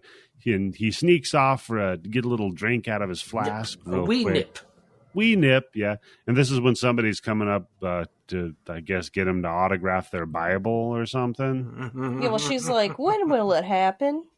Yeah, and he's like, soon. Doesn't she read her Bible? Doesn't she know that in the Bible it says no man is going to know when it's going to happen? So why is she blaspheming the Lord by asking that question? Because she might know, because she's a woman. It says no man will know. That's true. Yeah. So he says, oh, soon enough. Heh, heh, heh. And then he looks down at his little jar with a little baby blob in it. And he pets it. And he says, the Lord will give me a sign. And credit. Do you think we could get a Blob requel? Ooh. Can we get the Blob 2, where it's a road trip with the preacher and the Blob in the jar? If they're going to make the Blob 2, I want a congressional oversight committee to figure out why we spent so much money to send this fucking thing up in a satellite, and all you had to do was put it in a fucking glass mason jar. Yeah, exactly. That's what we need. We need some sort of fucking people in there. That's what it is. It's just the committee. It's the investigation. It's like that thing JFK with Blob 2. No, how much money America spent to build a fucking pen that could write upside down in space, and Russia just gave them a pencil. Just like a legal procedural about them going over the fucking budget documents and line items in front of Congress. They're like, no more launching viruses into space. So that's it, folks. That is The Blob from 1988. And I got to say, if you haven't seen it, go see it. Definitely. For sure. And if you can't go anywhere to see it, stay home and see it on the blood bank. And if you also want to watch all of the Critters movies, all of the Tremors movies, and all of the In Search of Darkness, go on the Blood Bank. Again, on all of the bank. movies, yeah. Mm-hmm. So if you can think it could be on the Blood Bank. It could be, yeah. There could be shit on there. there. Well, depending. No BitChute shit. Oh, yeah, none of that weird. Yeah, no, none of that. So I'll go to you, Tim. What do you think people should pay attention to on the internet? Just like I say always, just pay attention to us. If you can't join the Patreon for like, I think it's like $2 a month, $10 gets you the Blood Bank access, Yeah. $20 gets you, I guess, double the Blood Bank access. I don't know. What is that? I don't know. I'll make something up. Yeah, it gets you good shit, right? It's going to get you a sticker that you're going to be able to put on. No. Yeah, on the lockout shit in the on the cosmetics. No, you know what? If you pay the $20 a month, you get access to the special version of the Blood Bank that's got even more things on it. I thought it would be like every time somebody picked a movie that they could call you up. Yeah. And do like a brief introduction to the movie and then they watch it. Yeah, they can It's got even more pornos than the regular Blood Bank. That's where the pornos are. Yeah. Double paywall porno. $20 a month, you can call up Tim and he'll give you a free review of the movie. Any movie. He'll just do it for you over the phone. I'm the new Mr. Skin, but for the Blood Bank. Mr. Yobo. So what about you, Candice? Nope, just same as always, at HorrorHoochie69 on Instagram and Twitter. And you can get access to the Blood Bank if you go to patreon.com/BloodyBits to get that, as well as our bonus episodes. And what have we added to the Blood Bank recently? The movie Oh, yeah, you know, I like this part. We should always end it with this part. Yeah. I'm sorry. We added the movie Clock, which is about a woman's desperate attempt to fix her broken biological clock, Candice. Okay, there's a haunted clock. Okay. Yeah, we've got Pillow Party Massacre. Oh, okay, all right. Okay. 5 girls, all best friends, all haunted by their past mistakes of an April Fool's prank gone fatally wrong, Tim. They meet again. Sounds like Terror Train. Okay. After 2 years for a summer week-long getaway in the woods to reconnect and reconcile.